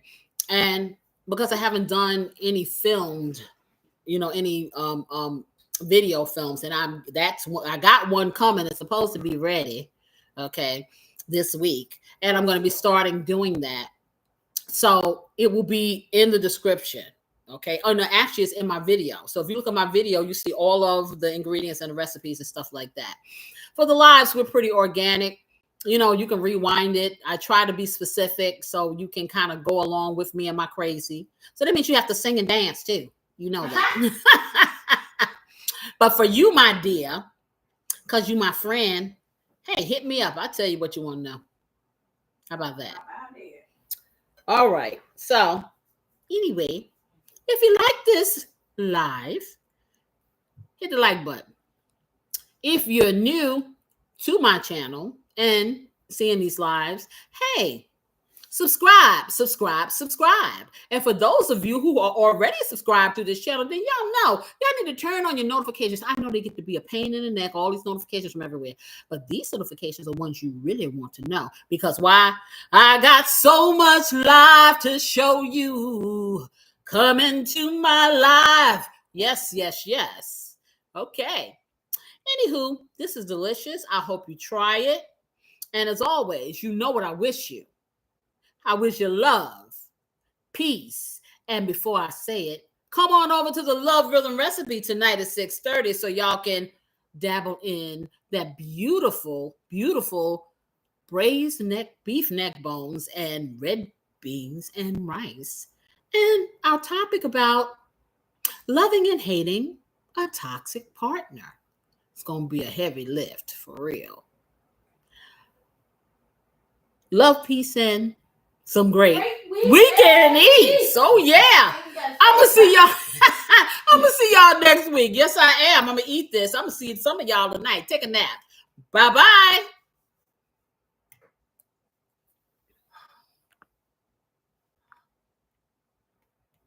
I guess it don't want me to leave because it's not letting me do it. Okay.